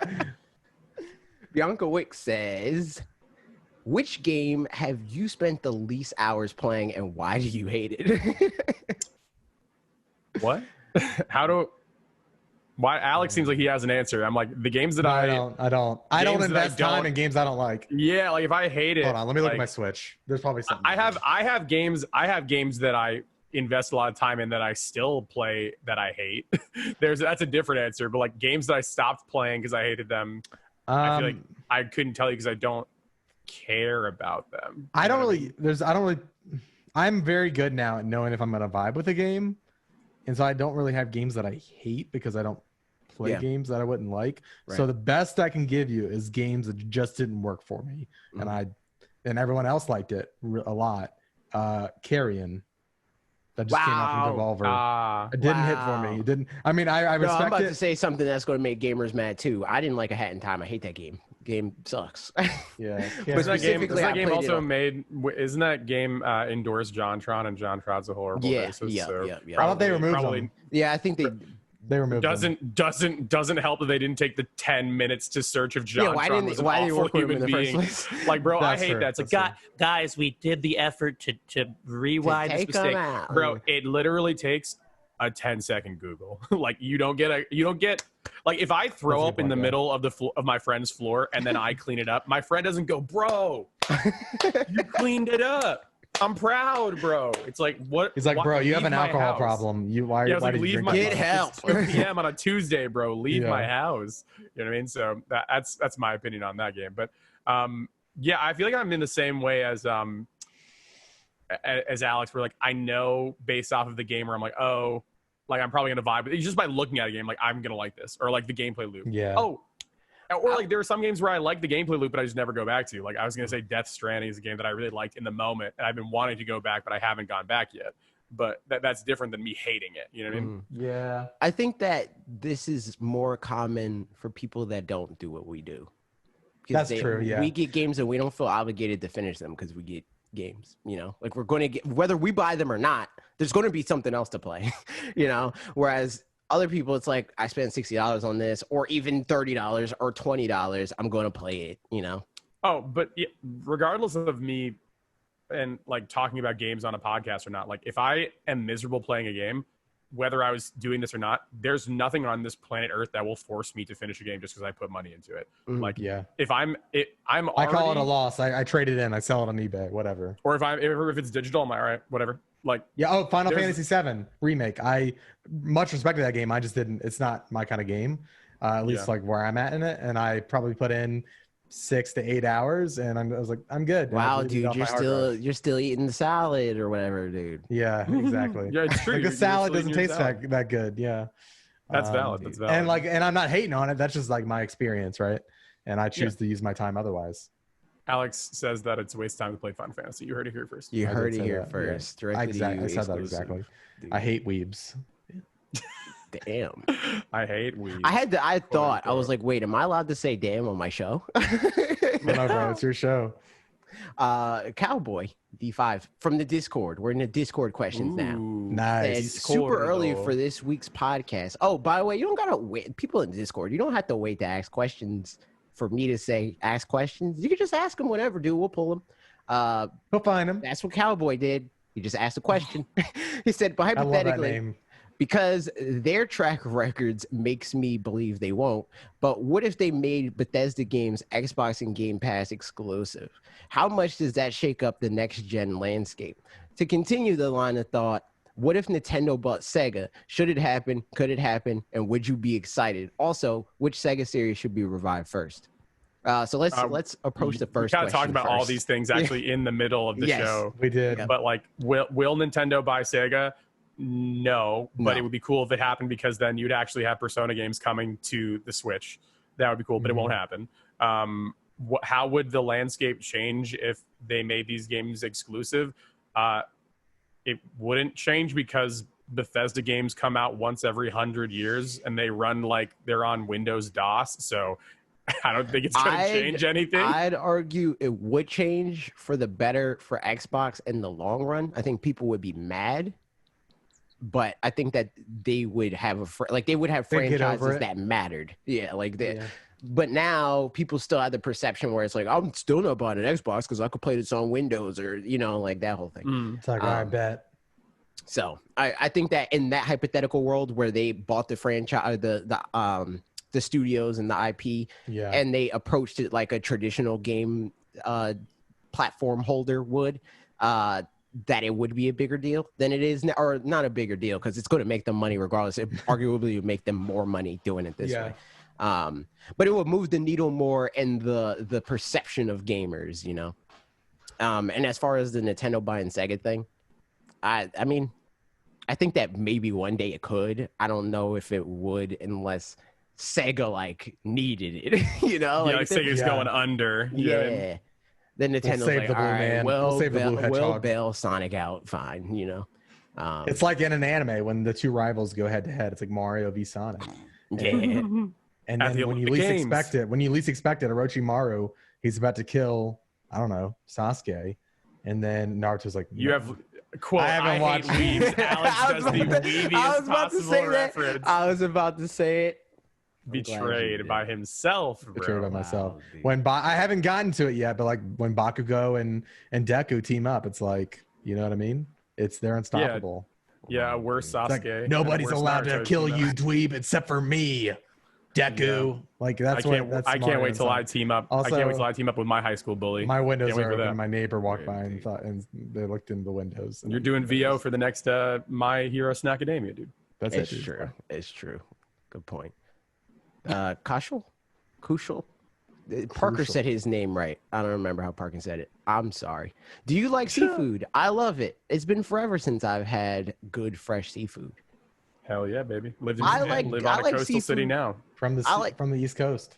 I like seafood. I can't say I love it because like there's some seafood that I'm like, I'm good on that. And it's mostly I don't really like lobster and I don't really like crab because I don't like dissecting my food as I'm eating it. Yeah, that's valid. I think that the majority of food in general is a mix between cultural and preparation. Like when I went to Japan, I was like mid on seafood, and then I had some of the wild. Like I had like fugu, which is poisonous urchin. Yeah. I had fish eggs. I had like all these foods that I normally wouldn't have had that were seafood related, and because of the way they were prepared, it was delicious. Like, but if I had gotten that at like in America or a place where like maybe it wasn't as common to prepare these foods, it would be bad, right? And I think that's where the majority of people in America get those really bad experiences from. And then the cultural thing when it comes to food, like it might just be a thing where like your family doesn't eat a lot growing up, and then you like eat it as an adult, and you're like, oh, I'm not used to this texture. It might take you a couple times to get used to it. That's how it is with me and Thai food. No matter what, like Cowdy bought Thai food yesterday for dinner, and I smell it. I was like, oh, this smells really good. I want to try it. And she's like, oh, you hate Thai food? Watch out, you're not gonna like it. I took a small sip, and my brain goes, this is good food. And then my eye started to twitch, and I was like, this tastes weird. I can't eat it. I can't eat it. And I just couldn't eat it. Like, I just, for the life of me, your body rejected it. Pretty much. But that's, again, like, if I had more growing up or if I kept on eating those combination of flavors over and over again, I'd get used to it. So, right. Yeah. So, yes. But seafood good. Asterisk. Yes. Derp Marcos says, the Halloween update came out for Animal Crossing. Excitement. Okay. But when is a real update going to come out for the game that's not an event related theme, like a bigger island or a new store or store upgrade? I might be impatient, but I would really like to get new villagers, but not get rid of my current ones now and have a reason to play the game after I finish the event for the month. I don't know. I don't know if we're going to get like a bigger island or anything like that. Yeah. But I can see like a content update in some way, shape, or form. Here's a bunch of new, like in a year, like the year anniversary. I can see them doing something like that. Yeah. Maybe one or two new villagers or something. Yeah. Like some of the old ones coming back. Because I know some of them were teased. What's his name on the Earth Day getaway? Mayday getaway. And there's like people looking through code and finding villagers and like facilities and stuff beforehand. Like we knew about Red or Red. I don't remember. I haven't played the game in years. It feels like. But the freaking Fox, man, we heard about him beforehand because people looked through the source code, or not source code. No, I like the source code better. They looked through the matrix data mine the game. Fox, man. Yeah, but the files. That's that, dude. That's that. Grimhane said, "Which one of you is the imposter?" Hashtag Among Us. It's me, bro. 100%. No, we already established that it wasn't you. No, it's me. 100%. You weren't here. It's always me. It's not Ian. It's Alex. It's 100% Alex. Well, no, dude. Every single time I play this game, like Among Us, it is I take the blame early on, and then I just become the most aggressive person early, and I kill someone so obviously that it gives the other people free reign. So I am definitely. I played Among Us last night with my family. I like had so many clean games as imposter. I was just like, I was on my A game. And these are the people that know me the most. They know when I'm lying. And I was just like zen. I was like, I'm here to kill. You entered a flow state. You entered the gamer. I'm shifting into sicko mode. See, here's the thing. Here's the thing. Now I'm suspicious of both of you. You're both imposters because Alex. That's what I'm saying. I agree. Before we started, I was like, "Where's Ian?" Like, oh, we just gotta wait for Ian. And then Alex, like, his actual words were like, "Ian's doing a task." I was like, "Okay, so we know he's not the imposter." But now I think you're both imposters. Doing a task. I think you're both imposters now. Speaking of that, by the way, I edited a video that I was in with Bob for his thing, and I noticed that I pulled the same exact strategy when I played with Alex, when Alex and I were imposters, where I just killed someone accidentally outright, and then just was like, I did it, guys. I'm sorry. I can't, there's nothing I can do, bro. I did it. And me and Alex did the same exact thing where I killed someone, he killed someone, I killed someone, and I was like, guys, you saw me, man. I was in the bed, bro. My bad. And then Alex is like, good golly, I don't know who it could be. And then we easily won that. And Bob did the same exact thing in the one that I recorded. So I decided that I am literally. You're bad cop. I'm good cop. I'm best worst imposter. Like on a team, I'm 100% success rate. Alone, like with someone I don't know who doesn't know me, it is 0%. I can't do it. If I'm the last one alive as imposters, I will lose. If I'm the first one out, we instant win. I need somebody that's more devious than me. So like I won when I was on the team with Wood because I could just live my life, dude. That's what I do in Among Us. I just live my life, and that makes me suspicious regardless of what I am. So I need somebody that's freaking evil in their heart, so I can win. The darkness deep inside. Yeah. And then for the final question, Rockin' Val says, how do you guys feel about GameStop closing more stores? I might go back to work at GameStop, but I don't know what the new normal will be. They're going to have a boom a little bit with the next gen, you know? Yeah. They will have like, that'll kind of add a little bit more time to their clock, you know? But it's definitely like, I wouldn't expect to be there for, 10 years. Okay. Hear me out. I'm not sure. Me out. Here's how we save GameStop. Ready? Here's how we do it. I'm ready. It gets bought out by Best Buy. Mm-hmm.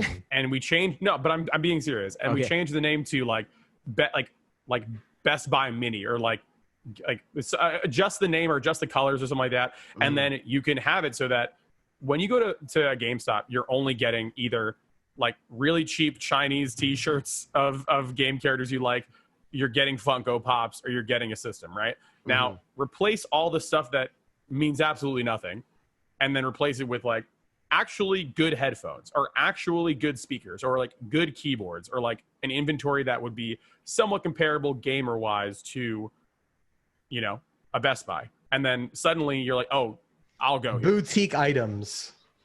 Yeah, like, because right now they're playing to the lowest common denominator and then the average gamer, right? And I feel like that's why to get more niche or specific. Yeah, but I'm saying for us, like, if I never go to a GameStop again, it'll be too soon, right? So that either they keep trying to apply to the lowest common denominator all the way down to the very bottom. Like, why aren't you stocking like all of Elgato's lineup? You know what I mean? Like stream. That's what I'm saying. Or or Ready, you put a gamer, because I can never find those.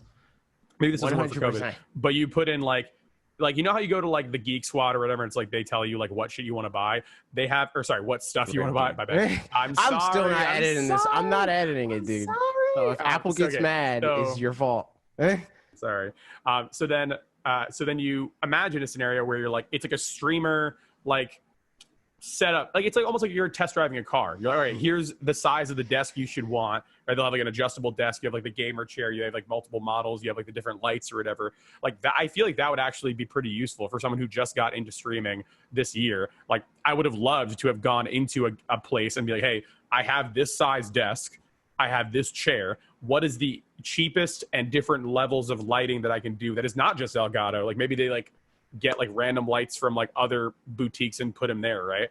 Or like, oh, I have this one keyboard I want to upgrade. Or like, why don't they start selling like mechanical keyboard switches? You know what I mean? Like the possibilities are endless. And I feel like if they don't switch up, then it's going to be a hard sell for them. You know what I mean? So a friend of mine has like almost like the internet cafes in Japan, Oh yeah. Has one of those in a local mall.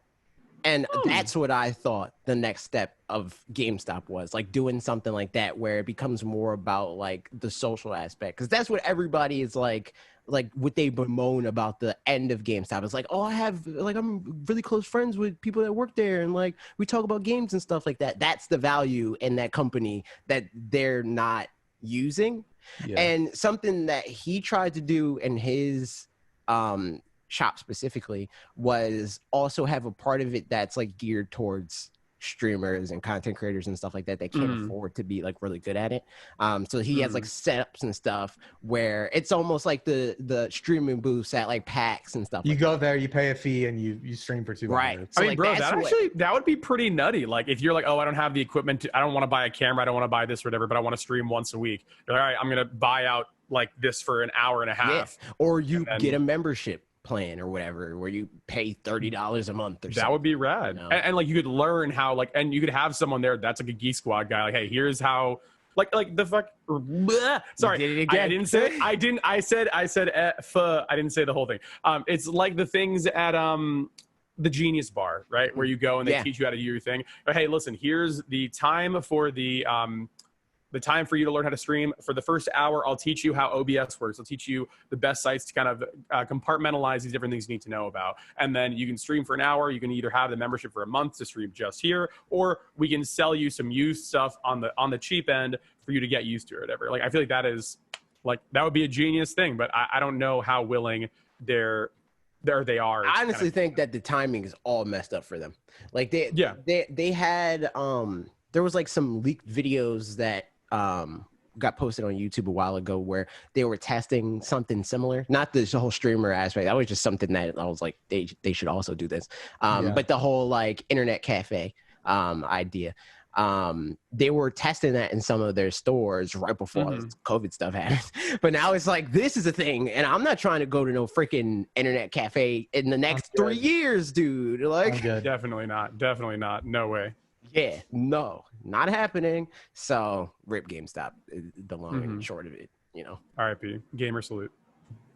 You had a good run, or maybe you didn't. I don't know. You did. Haven't been in a GameStop. That's not true. I go to GameStop now. GameStop is exclusively for my Joy-Con because it's easier. It's easier than dealing with the whole Nintendo shipping it out and stuff like that. I just bought a set of Joy-Con with their warranty, and whenever I get Joy-Con drift, I'm like, here's the Joy-Con, here's the $8 or whatever to renew the warranty. Give me the thing. That's smart. That's a Giga Brain play right there. That's like the only purpose GameStop has in my life. So, and I mean, that's helping them more than a lot of other things because the warranties is just free money for them most times. Like, true. They're like, oh, you want this $3 warranty on this game that you're never going to play after you beat it the first time? Okay. Yeah, okay. Yeah, exactly. But yeah, man, that's the last question. That's the end of this show. Everybody, go check out Ian and also Alex on OKBeast and also on their individual Twitters. All that stuff is in the description. All of it. Also, check out the OKBeast podcast. It's on okbeast.com. Yep. It's going up all major podcast platforms. Whatever you listen to this on, we're there. It's true. Me and Bob were on there. We talked about Salad. It was a good time. And 3D All-Stars in depth. That too. Go to your local Target. Go to the podcast aisle. We're right next to the chips. It's true. That's it. It's true. Thanks for watching. If you're watching on YouTube, do all the YouTube stuff. You know what the YouTube stuff is. Goodbye.